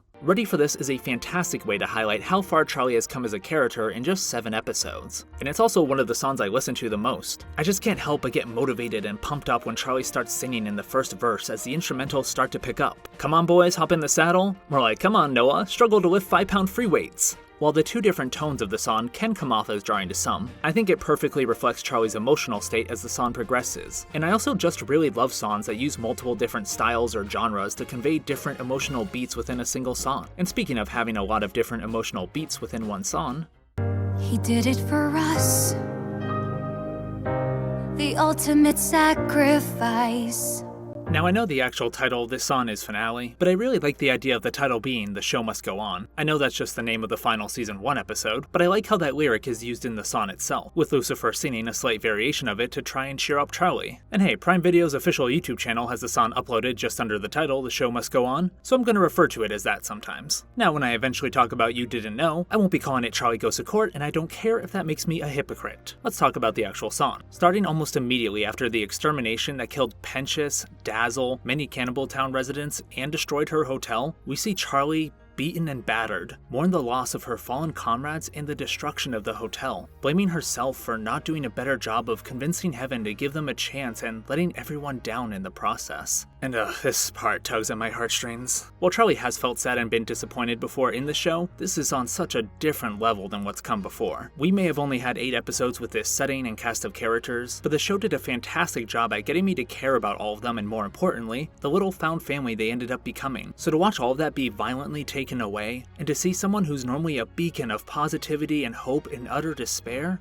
it hurts. The instrumental starts slow and heavy as Charlie sounds like she's on the verge of tears with every line being sung. And I know I keep saying how good a voice actress and singer Erica Henningsen is, but man, the pain you can hear in Charlie's voice as she sings is just so palpable and it's so good. Her singing along with the visuals of Charlie walking through the battlefield that is her destroyed hotel, littered with rubble and corpses, it all comes together to just deliver this profound sense of despair and loss. Especially the shot of her walking toward the destroyed hotel, and the next shot, which is a gorgeous rotating shot as Charlie finally breaks down and falls down to the ground as all her friends just watch from behind, unsure of what to do or how to comfort her. One really quick shot that sticks with me is one towards the beginning of the song where Lucifer is looking at her and he just looks horrified. And I think it's because in that moment, he's seeing himself in Charlie. He's seeing how he was after Heaven rejected his ideas and he was cast down to hell. He's seeing the broken and hopeless man who felt like nothing but a failure to all those he cared for. And he even sees Charlie start to reject the comfort of others, just like he did when he decided to isolate himself from Charlie and everyone else around him. The way Charlie removes Vaggie's hand from her shoulder, and the way she walks past Angel Dust and Cherry Bomb to break down alone. His greatest fears are coming true before his eyes. Charlie may not have died in the extermination, but this is actually worse. She's going down the same path as him, experiencing the same emptiness and despair and isolation that he did. This is what he wanted to protect her from by not originally getting her an audience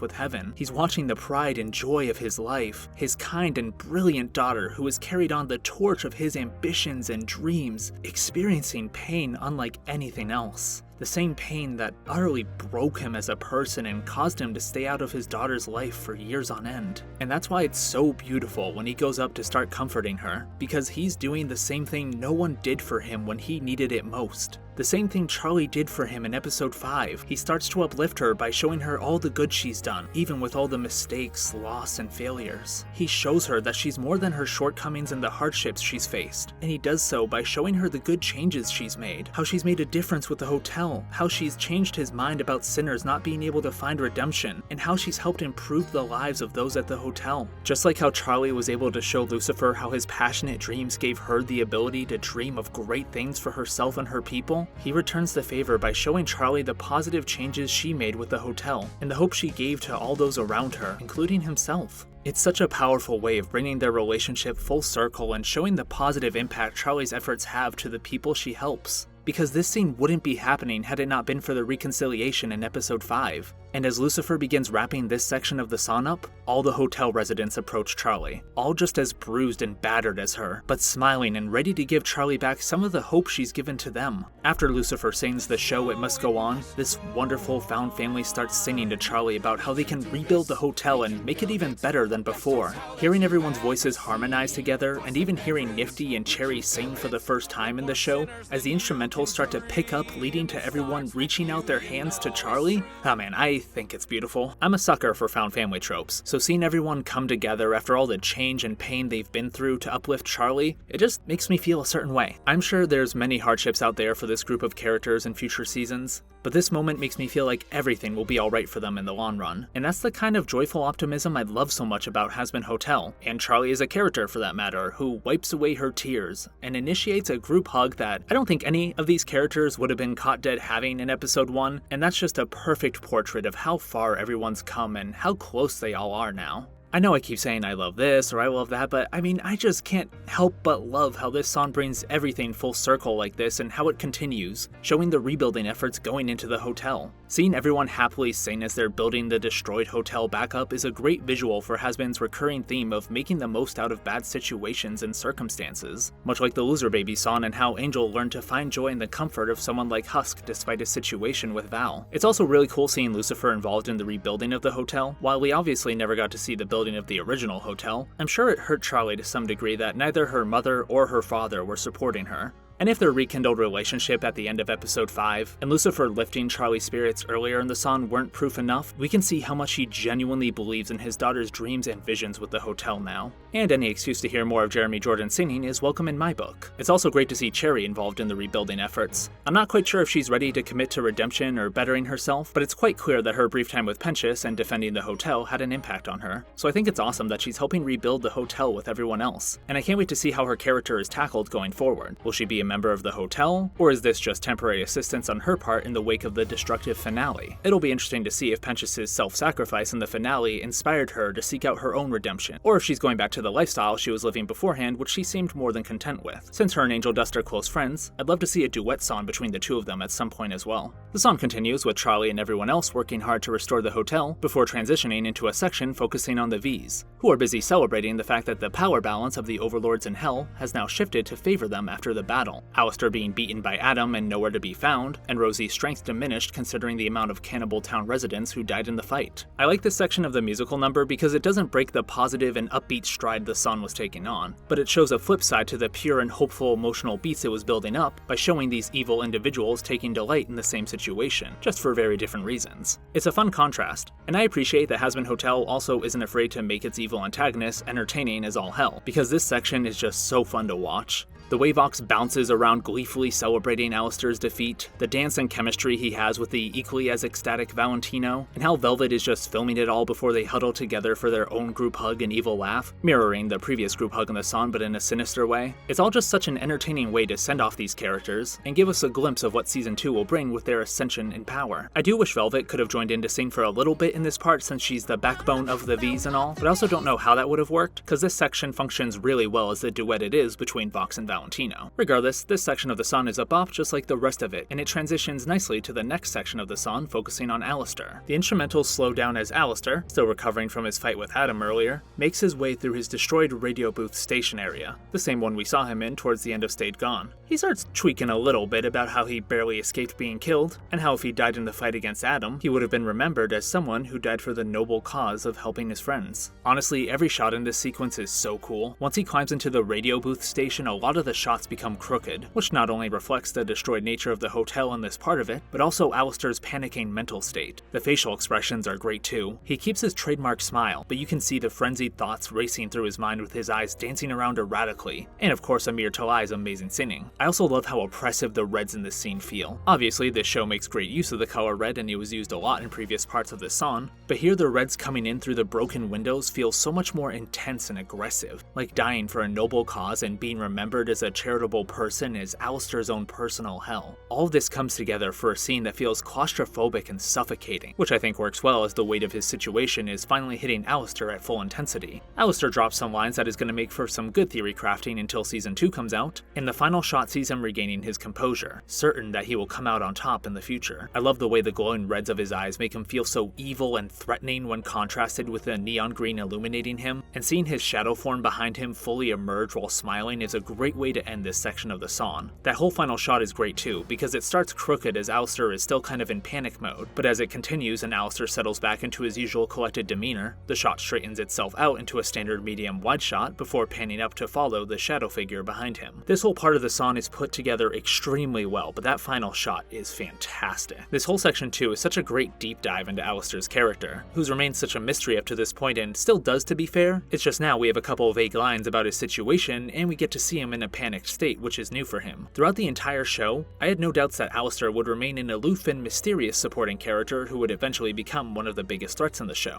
And while I still do believe he's going to be one of Charlie's greatest obstacles in the future, I'm not certain how his story will end. I was really confident that he would remain evil and mysterious all the way through, but the scene before the final battle shows that Alistair has actually grown fond of the hotel and its residents. And while he might have thought of it as nothing more than a casual fondness, he almost died for them, whether intentionally or not. I think without him realizing it, Alistair has come to value and respect Charlie and the people of the hotel. He might not be there for the sake of redemption, but when he's surrounded by people all trying to better themselves over time, and dealing with Charlie who's always trying to bring out the best in people, it's not hard to see how that's affected him without him even realizing it. He was genuinely proud of Charlie in episode 7 when she managed to rally the Cannibal Town residents, and it's the realization that he's starting to value and care about everyone at the hotel in ways more than just being his pawns that leads him into this panicked state. Even if he still considers them tools for his larger plans, he started to care about them in more ways than that. And I think the reason I was so caught off guard by this is because this is a new realization for Alistair too, something he's only started to understand himself after nearly dying for Charlie's hotel. But it works too because it's not like this development has come out of nowhere. We've seen it slowly build over the course of the show. It's just that the show never drew attention to it and Alistair only realizes it himself in this scene. And now I'm not sure about Alistair. I thought for sure he was going to be one of the characters in the show who remains evil and doesn't change, but now I think the power of found family might change Alistair after all, and that creates such an interesting contrast with his character because he doesn't want redemption. This change is happening unwillingly to him as a result of the time he spent invested in the hotel. He craves freedom and power, and he clearly has big ambitions for himself. But how will this newfound attachment to Charlie and everyone at the hotel get in the way of that? Will he wrestle with this conflict and eventually decide to abandon his more sinister goal for the sake of the hotel? Or will he double down on his evil intentions going forward? While I personally would love to eventually see someone like Alistair won over by Charlie and the found family she's put together, redemption and change for the better is only something one can achieve if they want it. And I think having Charlie have to deal with that fact that not everyone wants to change for the better through Alistair would be just as compelling, if not heartbreaking, because she does clearly care for him, judging by her reaction to finding out he's alive towards the end of the song. I do think she clearly understands that Alistair is there for his own gain and shouldn't be completely trusted, but I also think she genuinely values the help he has to offer and maybe inwardly hopes to be able to change him for the better. While most of the show sees her blindly trusting or going along with Alistair's ideas, we see in episode 7 when she's at her lowest point so far, crying alone, that she's not completely oblivious to Alistair's true nature, even lashing out at him and how he seems to always take delight in the suffering of everyone at the hotel. She knows Alistair isn't a good-natured individual who should be trusted, but she can't deny how valuable his help is. And she does do a relatively good job of not over-relying on him or trusting him too much. Of course, this is excluding the deal she had little choice but to make with him in episode 7, which is absolutely gonna blow up in her face at some point in the future. Regardless of whether Alistair ends up dying as a wicked villain or finding a path to redemption or something else entirely, I have no doubt he will betray and hurt Charlie in a significant way in the future, and the deal she made with him will play a big part in that. And with us now knowing Alistair's backstory will be canonized in season 2, it'll be interesting to see what else will be done with his character in said season, or if his time to shine will be in a future one. The final section of this song brings everything back to its previous upbeat nature as the hotel is seemingly rebuilt and everyone, even Lucifer, honors Penchus by saluting towards a new painting of him and his egg boys. There's also a really nice statue of Dazzle behind them as well. I hope we get some insight into Charlie's grief over Dazzle's death as well in season 2, since we do see her dealing with the death of Penchus in a really awkward way by trying to make the newcomer Baxter Penchus 2.0 in the storyboard clip we've seen of season 2 at San Diego Comic-Con. We get another group hug with everyone, which Alistair interrupts to let everyone know that the Strawberry Pimp is indeed alive, and I love how everyone is happy when they see this except for Husk and Lucifer. You can even hear Lucifer grumble "this guy" if you listen close enough, and I'm sure that's a sentiment both he and Husk will share with one another as they drink to try and forget that Alistair is back in their lives. The song wraps up with everyone making their way to the front of the hotel and bringing things full circle as they sing a reprise of Happy Day in Hell, the song which was once sung alone by an inexperienced Charlie with big and naive dreams, now sung surrounded by her friends and loved ones. Proof that her ambitions for change at the hotel is possible. And what a phenomenal way to end this season. If somehow season 1 wasn't successful and this became the series finale, while I would naturally be disappointed that a lot of the hanging plot threads set up by season 1 would remain unfinished, especially with the 2 quick scenes that play right after the song, this would still be a great place to leave things. While all of the characters clearly have a lot they're gonna go through, this optimistic ending instills anyone with a sense of hope and confidence that things will work out for them them in the end. The final group shot of everyone singing together as it cuts to everyone's faces is so good. I love how genuinely happy and into it everyone looks, meanwhile Alistair's smile looks like he's got the illest scheme brewing in his terrifying little mind. And the quick final shot of the V's is a fun way to remind everyone that this is a happy day in hell, not just for our heroes and protagonists, but for our villains as well. And the final shot of the hotel, which ends with the eyeball and the key logo opening, is great too. Overall, just a fantastic ending.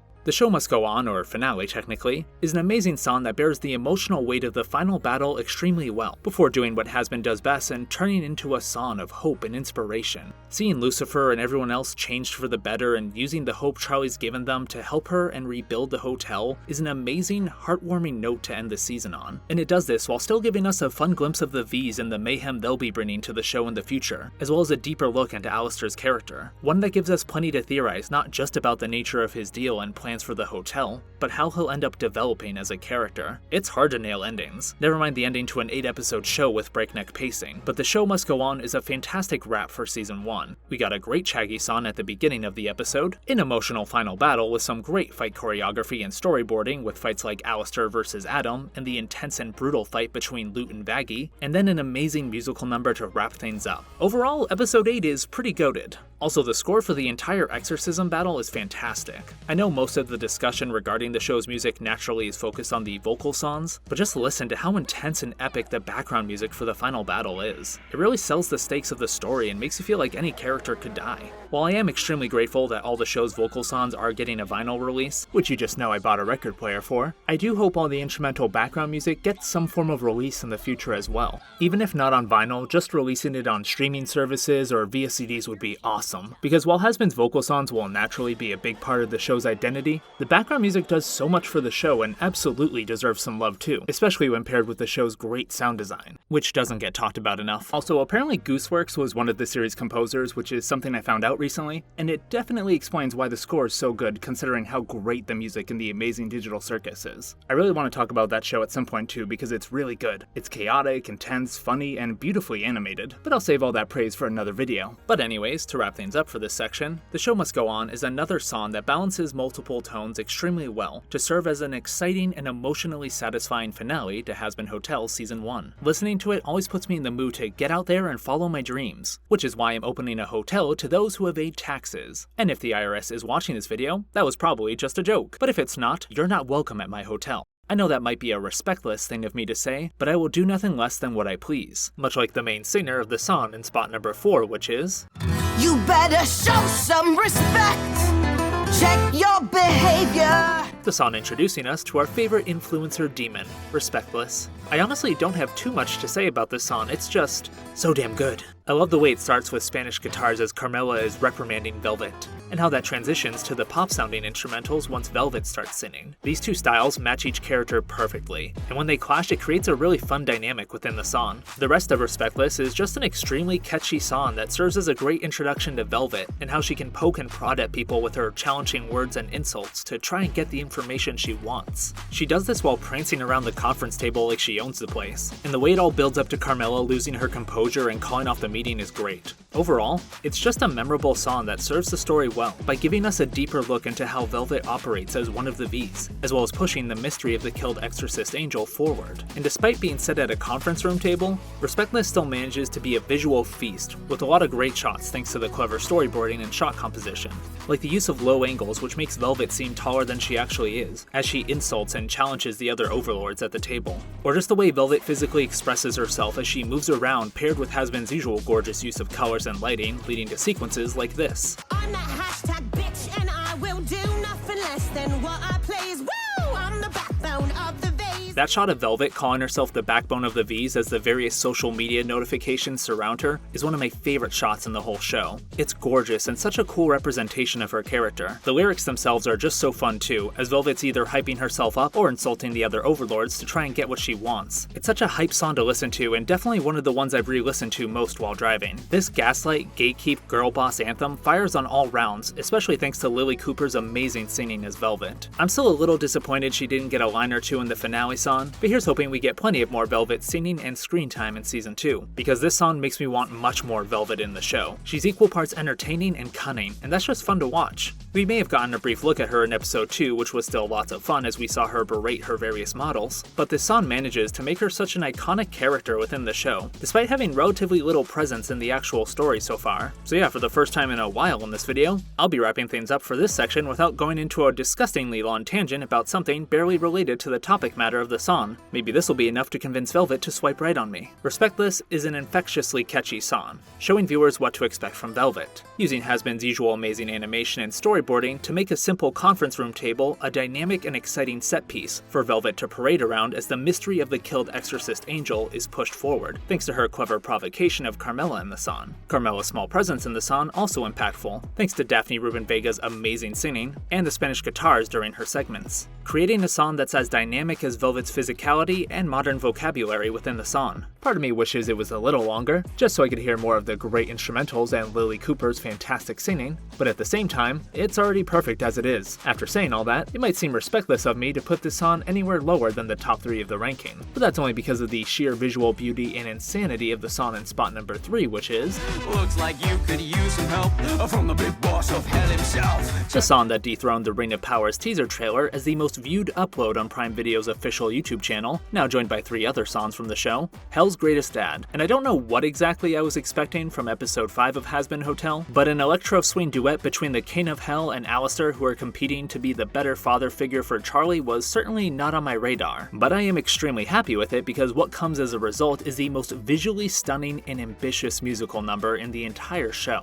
Almost every other sequence being an entirely new world filled to the brim with blink and you miss it details and funny visuals, given full effect thanks to the gorgeous art style and animation. Stuff like the little mini Lucifers he conjures at the beginning of the song who are playing trumpets, and how pissed off Alistair looks when he's doing that. The kind of morbid foreshadowing of Dazzle's future death in the shot where Lucifer's talking about his sacrificial lamb, while surrounded by cult members who all have his stupid, goofy smile and hat. How this shot reminds me of Alistair's reprise from the pilot with the neon colors, and how both him and Charlie are at the top of the stairs. The golden fiddle that Lucifer summons, which is a really cool reference to The Devil Went Down to Georgia, and I don't care if Prime Video subtitles say it's a violin, it's a fiddle. The genuinely blink and you'll miss it frame of Lucifer being crushed by Alistair's piano, Charlie's surprised face at her father's display of angelic power, Alistair's face when Lucifer pushes him away during the line, "What a bunch of losers." Listen, if I were to stop and name every funny detail or facial expression, this video might go on for 7 hours. So all this is to say, this song, more than any other in the show, is jam-packed with gorgeous and hilarious visuals. Seriously, just pause on any frame or shot and you're bound to have something either visually stunning or just funny to look at, especially Charlie's various facial expressions throughout the entire song, as she's being yanked back and forth between Alistair and Lucifer, constantly trying to one-up each other.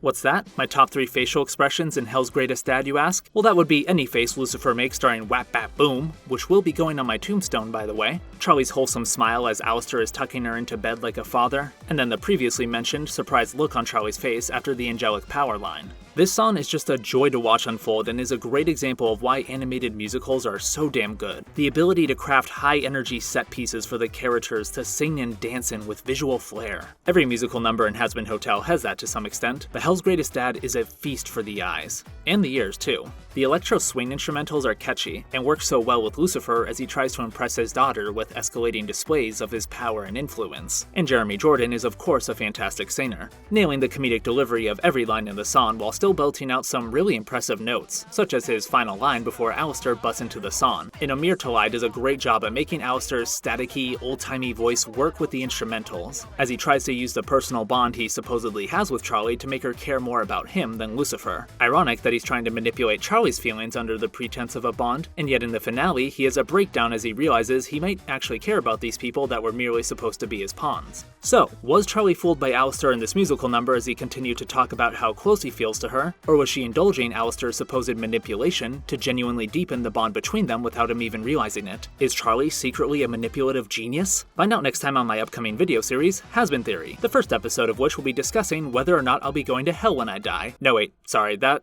That was me reading from my list of greatest fears. I love the visuals during Alistair's first portion of the song. The neon lighting that makes all the reds look pinkish, as if to further show off their supposed loving bond in front of Lucifer. It's just so gorgeous. I love the way it makes Alistair look especially. Then all the different locations and set pieces he takes Charlie to, while not as extravagant as Lucifer's in the first part of the song, manage to be just as stunning as well as more personal since Alistair is mostly using the hotel to try and entice Charlie. The hotel the two of them have spent so much time together in, whereas Lucifer was more focused on big displays of his power without any personal meaning or attachment to Charlie. Alistair may have been too overt about him wanting to upstage Lucifer in this song, but I do think he went about trying to impress or entice Charlie in the better way between him and Lucifer. Charlie doesn't care about her father's power or status as the King of Hell, much like how she doesn't flaunt her status as the Princess of Hell, but she does care about the personal time she's had together with the people who've helped her Hazbin Hotel, which is why during Lucifer's first part of the song, she mostly just looks surprised at each new display of power, like she's having trouble keeping up. But during Alistair's, she's genuinely happy and going along with things. I love how Lucifer's misunderstanding of what his daughter wants and values is displayed in both his actions and Charlie's reactions in the song. Since they only really have one episode to introduce and build up the complicated relationship and dynamic between the two of them, every second counts. And Hell's Greatest Dad makes great use of its extravagant time. It's also a great insight into Alistair's character, as we'll see the lengths he'll go to in order to remain in Charlie's good favor. It also probably doesn't hurt that he likes being the most important and talked about person in the room, which we can see in brief instances, like in episode 3, where he revels in everyone not knowing where he's been for 7 years, the same amount of time Lilith's been gone,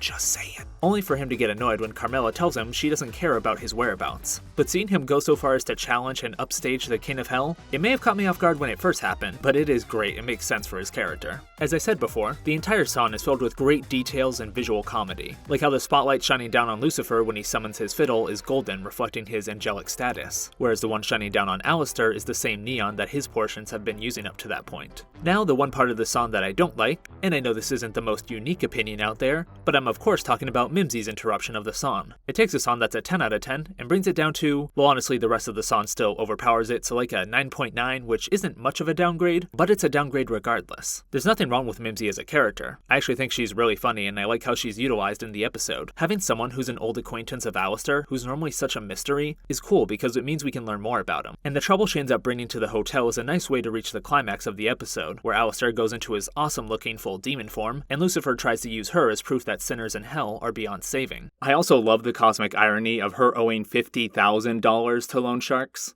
I doubt that line was added in at the last second, so that is the most beautiful coincidence I've ever seen in my life. Overall, she's a great one-off addition to the show, and I really like her voice actress Sarah Stiles, who does an amazing job as Spinell in Steven Universe the movie and Future. Other Friends is a bop of a villain song, as well as a great menacing introduction to her character. That all being said, I just don't like how her first appearance causes the interruption of what is such a good song. Like, I get that the instrumentals were starting to spin out of control, as Lucifer and Alistair both gave up on singing and just started yelling at each other, so her interrupting the song with a little finale section is a competent way of wrapping the song up naturally, but I just don't like it. She just barges in, bouncing around like she owns the place, singing about how everyone's been waiting for her and how she's finally here. And I don't know if she's a background character from the pilot, or just someone VivziePop has teased a lot on like Twitter or something leading up to the show, but I don't know who you are. Stop interrupting my electro swing dad competition. I guess the joke could be that she's making such a big deal of herself when no one actually knows who she is. I like how the song just ends with Lucifer saying, "Who?" But even if that is the joke, I don't care. Sarah Stiles singing as her is really good too, but I didn't want Hell's Greatest Dad to end with Mimsy interrupting the song with polka instrumentals. Now, as for how I would have ended the song, I'm not completely sure. I am by no means a professional songwriter or composer, unless me singing Live and Learn during church services, much to the dismay of those around me, qualifies me as such. But maybe Charlie could have interrupted once Alistair and Lucifer gave up on singing and were just yelling at each other, trying to calm them down and bring order back to the song with calmer instrumentals, as she tries to make them realize she cares about both of them. I don't know if that would have been a jarring way to end the song, but if nothing else, I like the idea of Charlie, who's been at the center of the song, as Lucifer and Alistair both try to impress and entice her, being the one to wrap things up as opposed to a random new character. There's probably a much better way of ending the song out there, but that's just the first idea that came to mind. Hell's Greatest Dad is an insanely fun song and musical number with its electro swing instrumentals, funny and memorable lyrics, amazing singing by everyone in the song, and of course the chaotic beauty of the visuals in this dad versus dad competition. And it serves the story well by fleshing out Lucifer and his misunderstanding of what Charlie wants and values. Sure, I'm not a huge fan of the ending where Mimsy interrupts the song, but that doesn't stop Hell's Greatest Dad from being a perfect example of Hazbin Hotel's creativity and ambition with both its music and visual presentation. It's my second favorite song from one of my favorite episodes in the show, with my favorite song from said episode being Charlie! You don't understand.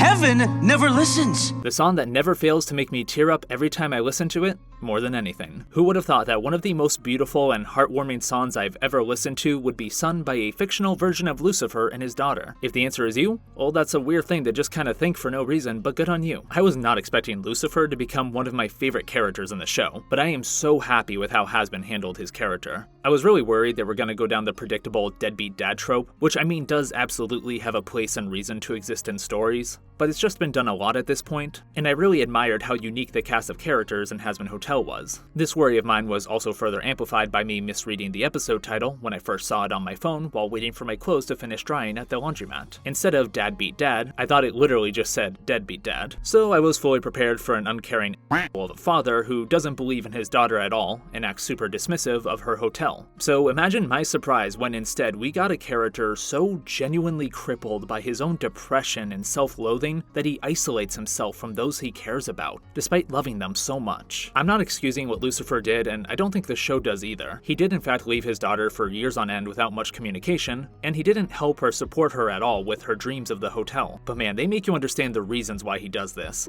and how he wants to be a better man and father to Charlie. Lucifer is a man who just sees himself as his mistakes, cast out of heaven for his ambitions and then forced to see the evil and wickedness that his gift of free will brought to the world by rolling over hell. Any hopes, ideas, or dreams he had crushed by the weight of his failures and the cruelty within the residents of hell. All he sees in himself are his failures and shortcomings, and that's why he actively decides to stay out of his daughter's life, because he genuinely thinks she'll do better without him, that he'll only drag her down. And I get that. I really do. I oftentimes only see my shortcomings or failures. The main difference between me and Lucifer being he has a brilliant daughter who was inspired by his hopes and dreams to start a project meant to save her people from certain doom, and I make mediocre student short films where a guy splashes another guy with a glass of water because he thinks he's an android.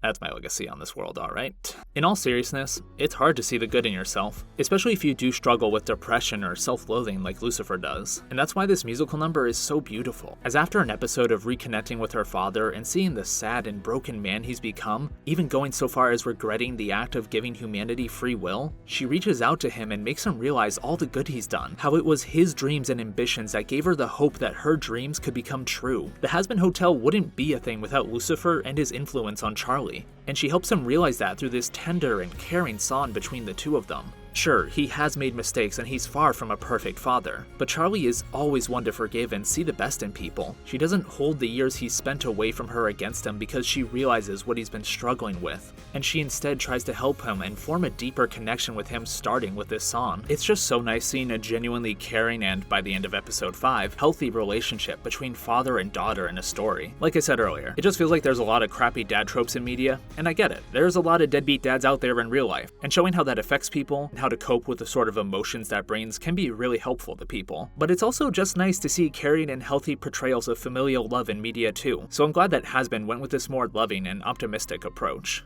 And it does so without excusing Lucifer or making him bland. Depression or self-loathing aside, he is a father who abandoned his daughter for years on end, and the effects of said abandonment are very clear on Charlie, who struggles emotionally with the fact that both of her parents aren't really involved in her life. But this is a show set in hell. Problematic characters who make mistakes should be expected, and they approach this character with thoughtful care as they show a very nuanced portrayal of someone struggling with depression, and how it stops them from being the person, or in this case father, they want to be. And it's heart-wrenching, but beautiful when we get to the end of episode 5 and see Lucifer and Charlie overcome the barriers between them to finally connect for the first time in a long time. So yeah, I wasn't expecting it, but the King of Hell is one of my favorite characters in Hazbin Hotel, and also just one of my favorite characters in general recently. I also just appreciate seeing an older male character, especially a father figure, allowed to be sensitive and emotional in a piece of media. A lot of the media I grew up with as a child showed fatherly figures or just male characters being very one-note or stoic, not often expressing emotions or insecurities because it was seen as weak or wrong. And while obviously over time that's become a less acceptable stereotype or writing trope, I still just genuinely appreciate seeing any older male character like Lucifer being allowed to, well, have feelings, I guess. I was scared as a kid that to be a real man, it would mean I couldn't cry over Sonic the Hedgehog Hedgehog stories. But now Hazbin Hotel has given me hope that when I watch Sonic the Hedgehog 3 in theaters this year, it will be socially acceptable for me to cry my eyes out when Shadow the Hedgehog says Chaos Control for the first time on the big screen. It will be beautiful. Also, putting aside all the deep and emotional reasons I love Lucifer as a character in this show, he's just extremely funny. Maybe to compensate for his insecurities, I am definitely not speaking from experience, haha. He is so over the top in both his physicality and what he says, which often leads to him saying really funny things without thinking or just making a fool out of himself. But the show never does it in a malicious way where it feels like I'm laughing at a man painfully struggling with intense depression. If I wanted to do that, I would just laugh while looking at a mirror. Pair all that with his design, which resembles a circus ringleader with apple motifs, epic Bible reference, and you have a character that's equal parts silly and emotionally devastating. It's been a long time since a show has genuinely made me laugh out loud while watching it, but him greeting his daughter on the phone with, "Hey," or this line, Take that, depression! managed to get a laugh out of me. There's a reason that second line is on a Hot Topic t-shirt after all, as well as Adam's guitar solo yeah line, and Alistair's That's the T line from Stayed Gone. Hot Topic, please stop making cool Hazbin Hotel t-shirts. I still have student loans to pay. Now that I've done a deep dive into our favorite rubber duck obsessed king of hell, let's talk about the actual song. The slow acoustic instrumentals that start the song are so beautiful, and reflect both the pain Lucifer deals with on a daily basis, as well as that tender love he has for his daughter. The lighting of the hotel in this scene is really good too. While it's surrounded by darkness, a visual manifestation of the hopelessness Lucifer feels, there's light pouring into the hotel through the door and windows, reflecting the light and hope of his life that is Charlie. And Jeremy Jordan, of course, is a fantastic voice actor and singer, his performance capturing both the despair of Lucifer and his desire to protect his daughter. Seeing Lucifer talk about his dreams while summoning a golden light in his hands, only for him to throw it down at Charlie's feet who then tries to grab it, it's also painful and beautiful, a visual representation of his dreams being rejected by heaven, and Charlie trying desperately to help him realize that they weren't in vain when she tries to pick them up. Then there's the look of horror on Lucifer's face when the imagery of angelic spears surrounds Charlie, him pulling her away when she's the only thing worth living for in his life, and the way his voice cracks during the line, "I'll shelter and adore you more than anything."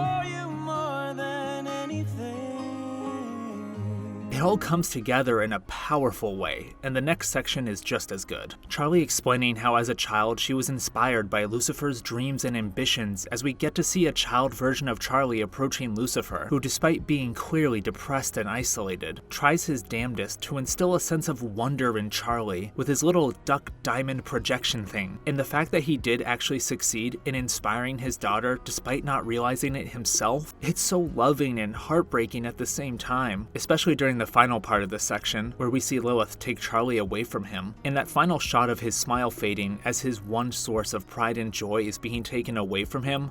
Oh my gosh, it just destroys me. Then we transition to the present, seeing the courageous woman that Charlie has become thanks to the seeds of wonder Lucifer planted in her as a child, trying to get him to understand the need to save her people as she's surrounded by all her friends and loved ones at the hotel. I love that Pentious is already in tears by this point and the little eye on his head is crying too. Meanwhile, Husk on the other side of things just looks bored. And it's through this moment that Lucifer is finally able to see Charlie not as a child in need of protection from the cruelties of life and hell, but as the strong, caring, and brilliant woman she's become, the woman who dreams of better things for her people, inspired by her dreamer of a father. He doesn't need to protect her anymore, just like Charlie said at the beginning of the song. And while he couldn't realize it right away, it's through Charlie's heartfelt confession of where her inspiration came from that helps him realize he can support her as an equal. Finally, being able to understand each other and connect on a greater level as father and daughter, the two walk towards each other before flying off into a portal, leading to a visually stunning final portion of the musical number.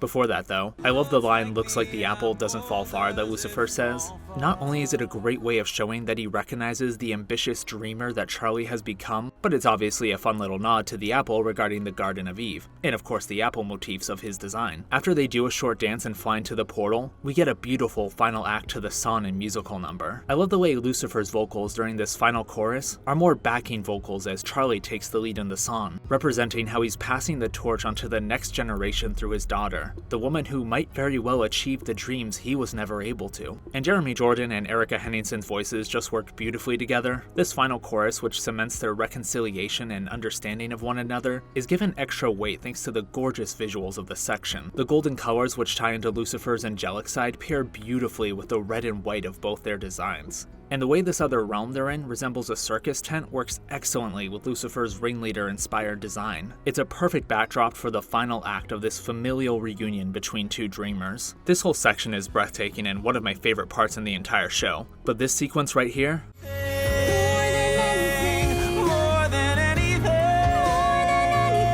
I cannot tell you the amount of times I've replayed the part leading up to Lucifer throwing Charlie into the air as a spotlight follows her. It fills me with the same sense of awe and wonder as when I watched The Greatest Showman for the first time, which I know that movie has a lot of problems, one of which is kind of glorifying P.T. Barnum, who was not a good person, but I can't deny the feeling of glee I get anytime I watch the Hugh Jackman and Zac Efron song The Other Side. Listen, we all have our flaws, okay? I'll go through a Greatest Showman rehabilitation program when I get to the Hazbin Hotel. And the "I'm grateful I'm your father/daughter" line as the two embrace each other and descend back to the hotel. Otaku Box, my editor, probably did a good job of keeping any takes where I start choking up out of the video, but just thinking about and talking about this song is enough to turn me into a blubbering mess. This song it just makes me as happy as Vaggie looks during the final shot of this song. It just fills me with love and joy. Almost enough love and joy to forget about the terrifying amount of money I've spent on Hazbin Hotel merchandise, and am continuing to spend. Someone please help me. Overall, More Than Anything is a perfect conclusion to episode 5, which pays off all the character and relationship building between Charlie and her father in an emotional and beautiful song and musical number. From the powerful singing of both Jeremy Jordan and Erica Henningsen, to the strong visual storytelling throughout the entire musical number, like how a spotlight follows Charlie during a portion of the final sequence, which represents how she's carrying on Lucifer's dreams and legacy, to just being an excellently written reconciliation between an estranged father and daughter who genuinely love and support each other. More Than Anything is just...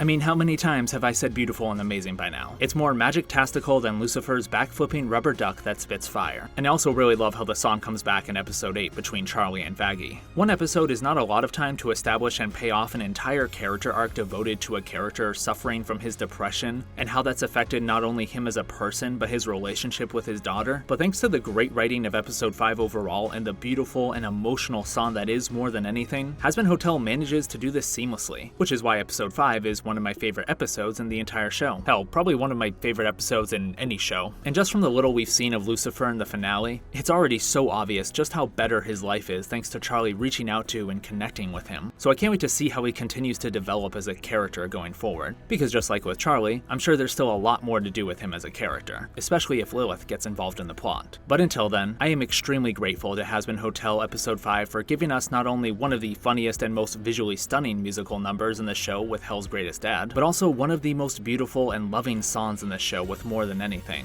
I'll never not tear up as I endlessly re-listen to this heartwarming song, which is my second favorite song in the entire show. And as if you didn't know which one was going to be my number 1 favorite. But she was right, Sarah. She showed us a soul can improve. Coming in at spot number 1 of the rankings is the song that serves as an exciting and beautiful climax to episode 6, You Didn't Know. If someone were to ask me for a perfect example of how to push a story and set of characters forward through a song and musical number, I would show them You Didn't Know. Everything in this song is tied into either the character development or plot progression, and it works excellently. The instrumental starting gentle and soft as Emily tries to understand why it is angel dust can't be let into heaven, then the instrumentals picking up in intensity when Charlie starts questioning Sarah, furious as to how her friends in hell are being looked down on despite changing for the better, and the lighting for when Charlie starts singing becoming noticeably darker is a brilliant way of showcasing the secret malice lurking behind heaven's facade, especially contrasted with the viewing orb that she goes to, showing angel dust and the others. It emits a bright light, almost as if to say that hell is where the true righteous are residing. And the way the red fires from hell glow around the room when Charlie sings Escape Infernal Blaze, casting the angels of heaven in a hellish light to showcase their own imperfections and hypocrisy,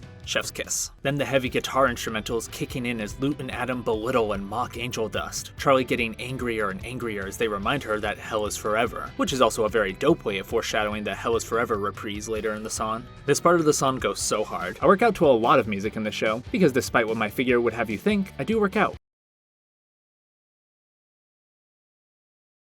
Ow! But I work out a lot especially to this song, and this part in particular with its sick guitar. Like, I know what's being sung is horrible and dehumanizing, but I can't not get a rush of energy when I hear Jessica Vosk's amazing singing as Lute in this part. Never thought that hearing the words crack whore would get me close to being able to lift a 5-pound free weight, but here we are. Thanks for that, Lute. Getting back to the song, I love how her singing pairs with Alex Brightman's, which of course is always top tier stuff. The shot of them circling Charlie then standing on top of the viewing orb as a projection of hell is being displayed is gorgeous, and so is really any moment in this entire musical number. The lighting, the dynamic physicality of characters like any of the angels who can fly around for more intense and dramatic moments in the song, and the amazing camera work, shot composition, and storyboarding. It all comes together for just a stunning example of how peak animated musicals can be. While I'd still say Hell's Greatest Dad is the most visually ambitious and stunning in the show for its variety of different set pieces and color schemes, You Didn't Know, No Questions Asked, is the second most gorgeous looking musical number of the show in my opinion. It perfectly brings together this intense and emotional court argument that's the most important moment of the whole show, and that weight is felt thanks to the amazing singing, instrumentals, and already mentioned visuals. Really, any of the songs in the show manage to hit the emotional beats they're looking for, but this one really does a fantastic job of amping up the escalating stakes of the episode and paying it off in stunning fashion, and that's why it's easily my favorite musical number in the entire show. Getting back to the song though, after taunting Charlie with the thought of exterminating her while cast in hellish light, the instrumentals immediately take a shift to sounding less aggressive and more frantic as Emily learns about extermination. Sarah desperately tries to get Emily to understand why she allows extermination to happen, and why she's been keeping it a secret. And I really do believe what Sarah's saying in this moment. I don't think extermination is something she particularly enjoys the thought of. I think she's allowed it to continue because she genuinely thinks it's necessary in order to keep things safe for everyone else.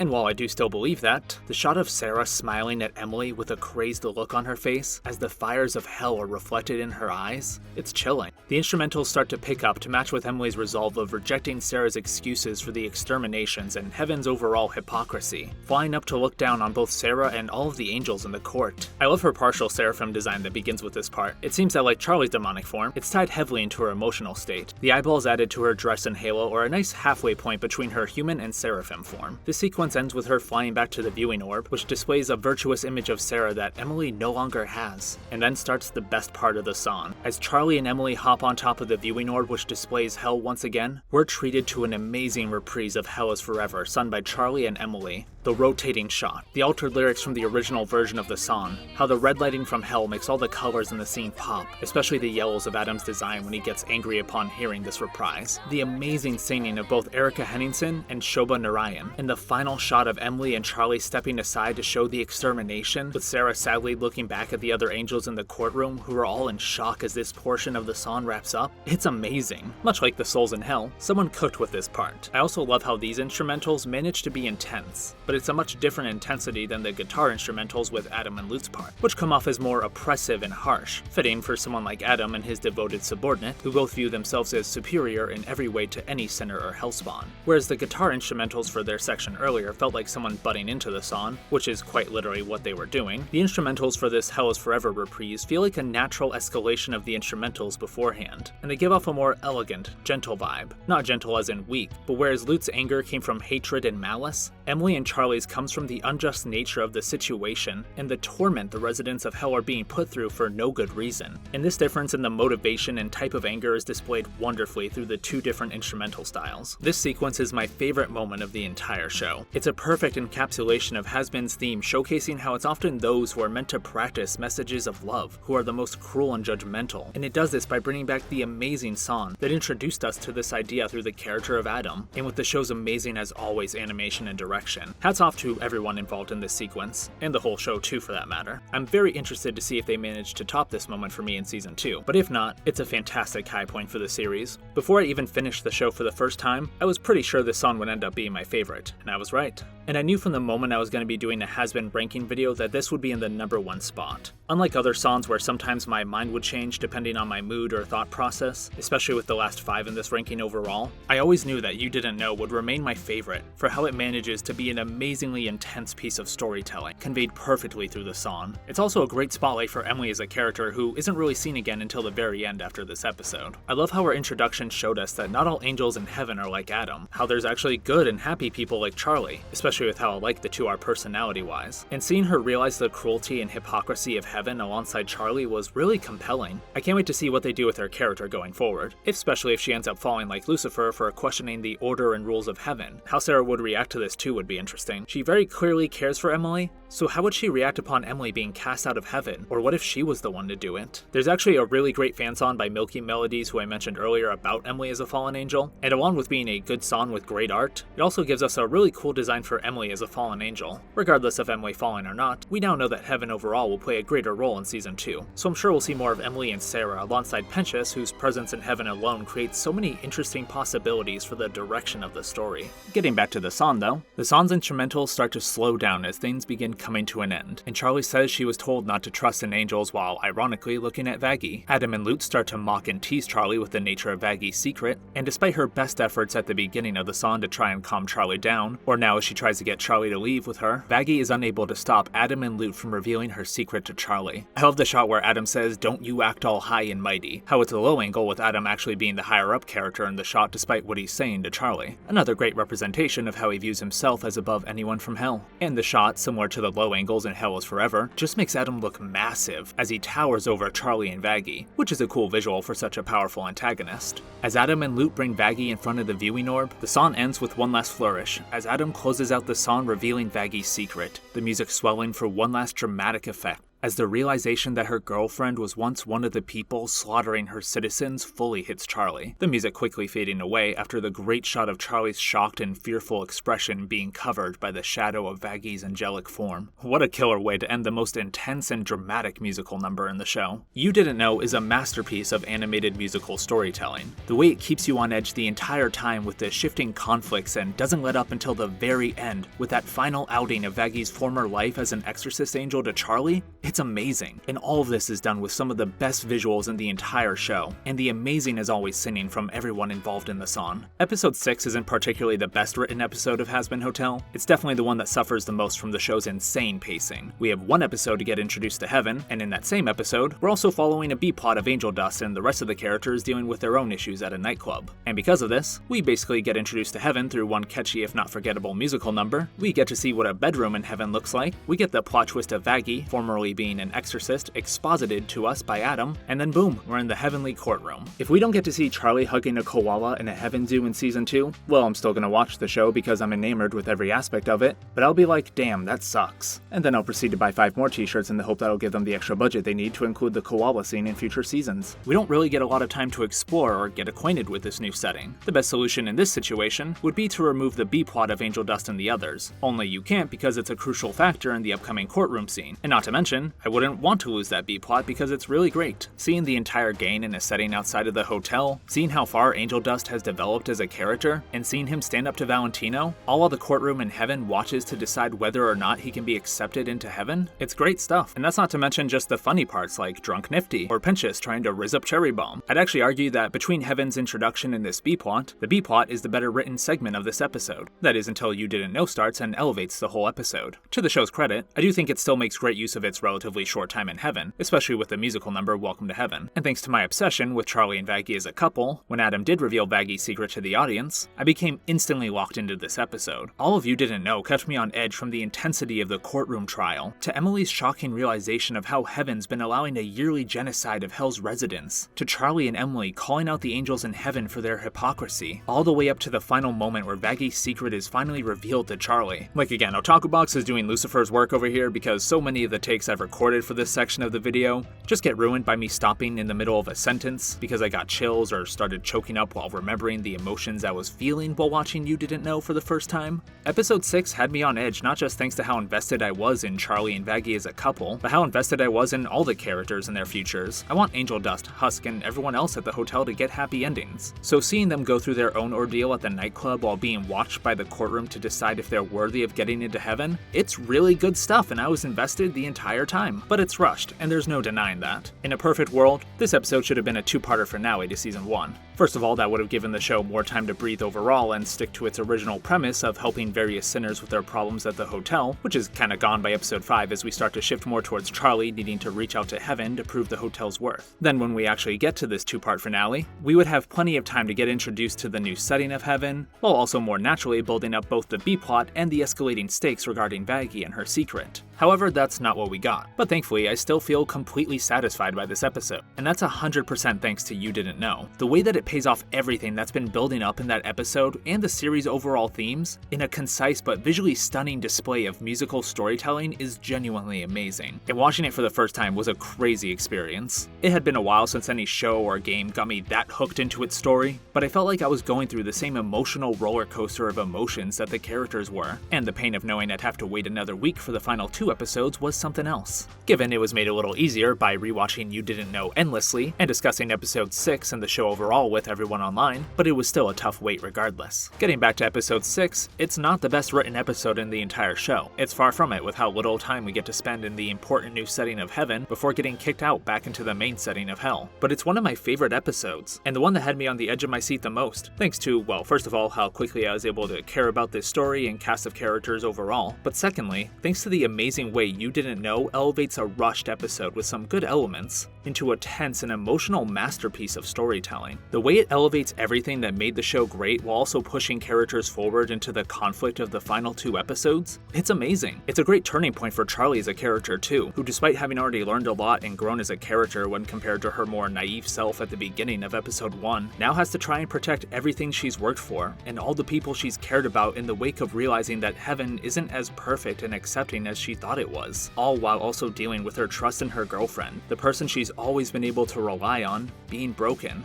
I think I've gone on for long enough about how much I love You Didn't Know and episode 6 overall. So I can't believe I'm about to say this, but let's start wrapping up this video. You've got it twisted. I'm not the one who needs a new attitude. Maybe you missed it. Well, there you have it. This has been my ranking of the songs and musical numbers in Hazbin Hotel Season 1. To quickly recap, in spot number 16 we have the catchy introduction to heaven that's just a little forgettable because of its lack of identity with Welcome to Heaven. In spot number 15 we have the heartfelt beginning to Penchas's redemption arc with It Starts With Sorry. In spot number 14 we have the beautiful song focused on one of my favorite fictional romances of all time with the More Than Anything reprise. In spot number 13 we have the perfect I Want song to Charlie's character that also serves to introduce us to the main setting of hell with Happy Day in Hell. In spot number 12 we have the power ballad that beautifully sets up how 2 great characters parallel each other with Whatever It Takes. In spot number 11 we have a catchy show tune about 2 broken people finding comfort in one another with Loser Baby. In spot number 10 we have the song that brings the parallels between 2 characters who are strong thanks to the power of love, Full Circle with Out for Love. In spot number 9 we have the memorable genre blending introduction to a character who will be much more important going forward with Stayed Gone. In spot number 8 we have one of the best villain songs in recent years that sets up both the antagonist for season 1 and the themes of the show with Hell Is Forever. In spot number 7 we have the uncomfortable but thoughtful portrayal of the physical and sexual abuse sex workers are subjected to in a song that focuses on Angel Dust with Poison. In spot number 6 we have the impactful culmination of Charlie's character development throughout season 1 with Ready for This. In spot number 5 we have the song that acts as a great final act to season 1 that brings everything full circle while still looking towards the future of the show with The Show Must Go On, or its official title, Finale. In spot number 4 we have the infectiously catchy and memorable introduction to the backbone of the V's with Respectless. In spot number 3 we have the most visually stunning and ambitious musical number of the whole show with Hell's Greatest Dad. In spot number 2 we have one of the most beautiful songs I've ever heard in my life that acts as a heartwarming reconciliation between an estranged father and daughter with More Than Anything. And in spot number 1 we have the song that elevates the entirety of episode 6 in a musical number that's emotionally gripping and stunning to witness with You Didn't Know. I hope you all enjoyed this video. I'm sorry it took so long to come out, but I hope this in-depth analysis of the characters and story overall in Hazbin Hotel disguised as a ranking video was at least worth the wait. A lot's happened since I started this video script. Not only have we gotten a lot of new info regarding season 2 of Hazbin Hotel, both officially and unfortunately through leaks, but the channel has also reached over 1,000 subscribers, and I am so grateful for that. Lily, a map to where?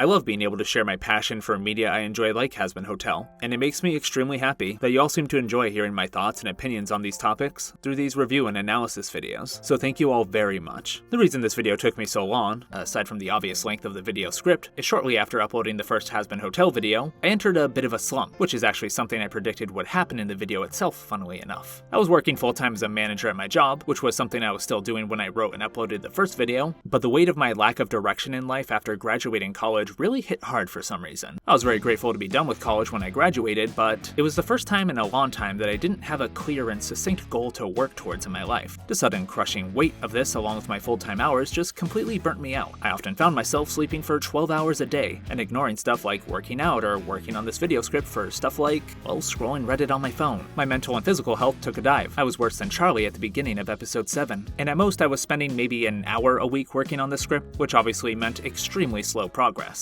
But then Hazbin Hotel got greenlit for seasons 3 and 4, and something changed in me when that happened. One of my favorite pieces of media in recent years is getting more content, and something about that inspired me. I felt infused with the same passion in life I can feel in every facet of Hazbin Hotel, and I decided to change some things. I had already started doing weight training and eating healthier overall a little before this happened, and I'm still keeping up with that and am pretty happy with the results so far. I don't love having to eat twice the amount I usually would just so I can get that damn protein intake so I can lift 5 more pounds, but it is worth it for how better and stronger I feel overall. I think next week I might even be able to lift 10 pounds. But then I also decided to step down to part-time management at my work, because as much as I like my job and the people I work with, having mostly completely open availability and working full-time hours every week left me with no energy to focus on pursuing my creative passions. And I want to be able to express myself through creative and artistic endeavor, and that's not something I'm gonna be able to do if I can't put the time into doing auditions, taking acting classes, and sharpening my writing skills through practice and experience. Sure, I'll be making less money going forward, but I already feel so much more fulfilled just spending my time really trying to hone my craft. I've taken 8 weeks of acting classes already, and I'm looking to get involved in community theater and taking other classes to try and round out all the skills I want to be able to have as a performer, like singing and dancing. One of these days, I swear I will feel confident singing Respectless in the car, and I still plan on uploading videos here and working on my original story. So yeah, I have a long way to go and a lot to learn to achieve what I want. But someday, I promise, I will join the Hazbin Hotel staff and make my Chaggy fanfictions canon, and nothing will stop me. Except maybe my glass eating addiction. People keep saying I'm an alcoholic, but no, I'm just hungry. I know it might seem repetitive to end both my Hazbin Hotel videos talking about how it's inspired me, but I don't care. This series genuinely continues to be such a huge source of inspiration for me in my everyday life. The first time watching it, it reignited my love for musical theater and desire to be a part of it in some fashion one day, while also motivating me to take writing classes so I can sharpen my writing skills and start working on my own original story. And with the announcements of seasons 3 and 4 being greenlit, I once again found myself motivated to make changes in my life and really throw myself into what I want to do, so I can hopefully get to work on awesome projects like Hazbin Hotel one day and express myself creatively through my own works. So once again, thank you so much to Vivian Medrano and everyone involved in the making of Hazbin Hotel. Thanks to your wonderful animated musical series, I find myself filled with a lot more hope and inspiration than I was beforehand, which I think is fitting for a series so focused on hope and redemption. And congratulations on the soundtrack reaching over 1 billion streams. That is genuinely amazing and very earned. I'm probably responsible for at least 2% of that, and yes, I do know that equates to 20 million listens. Any further questions? And thank you to everyone for watching this video. Because of all my active free time really going into writing this video script, I didn't have time to come up with a 1,000 subscriber special, so let's just pretend like this is that special, and that was always the plan. A 73-page ranking/analysis video about one of my favorite shows ever doesn't seem like a half-bad 1,000 subscriber special if I do say so myself. Whatever my next major milestone should be, I'll try and think of something specific to do for a special video. And by now I think I've made it abundantly clear how much I love talking about this series, filled with so much prolific Broadway talent, it makes me wonder if Vivzie Pop made a deal with Alistair herself to acquire them. So let's discuss Hazbin in the comments below. What are your thoughts on my rankings? And what's your ranking order for the songs in the show? Or if typing 16 songs and the reasons why you love them is a bit too much, tell me your top 3 songs. I might not get the chance to respond to everyone, but I do love reading all of your comments and seeing the love we all share for this passionate and creative animated musical masterpiece. And as always, if you enjoyed this video and want to see other Hazbin related videos from me, as well as other content, please consider subscribing to my channel and checking out some of my other videos. And thank you to those who are already subscribed and continue to watch. And thank you to the 2 people subscribed to the Noah's Noah's Archivist membership tier on this channel, Big Tasty and Christina Samatonis. If you would like to join this super cool gang that is definitely not composed of a coworker and my mother, you can become a member of this channel with one of two tiers. Noah's Archivist is 99 cents a month and gets you shoutouts at the end of every video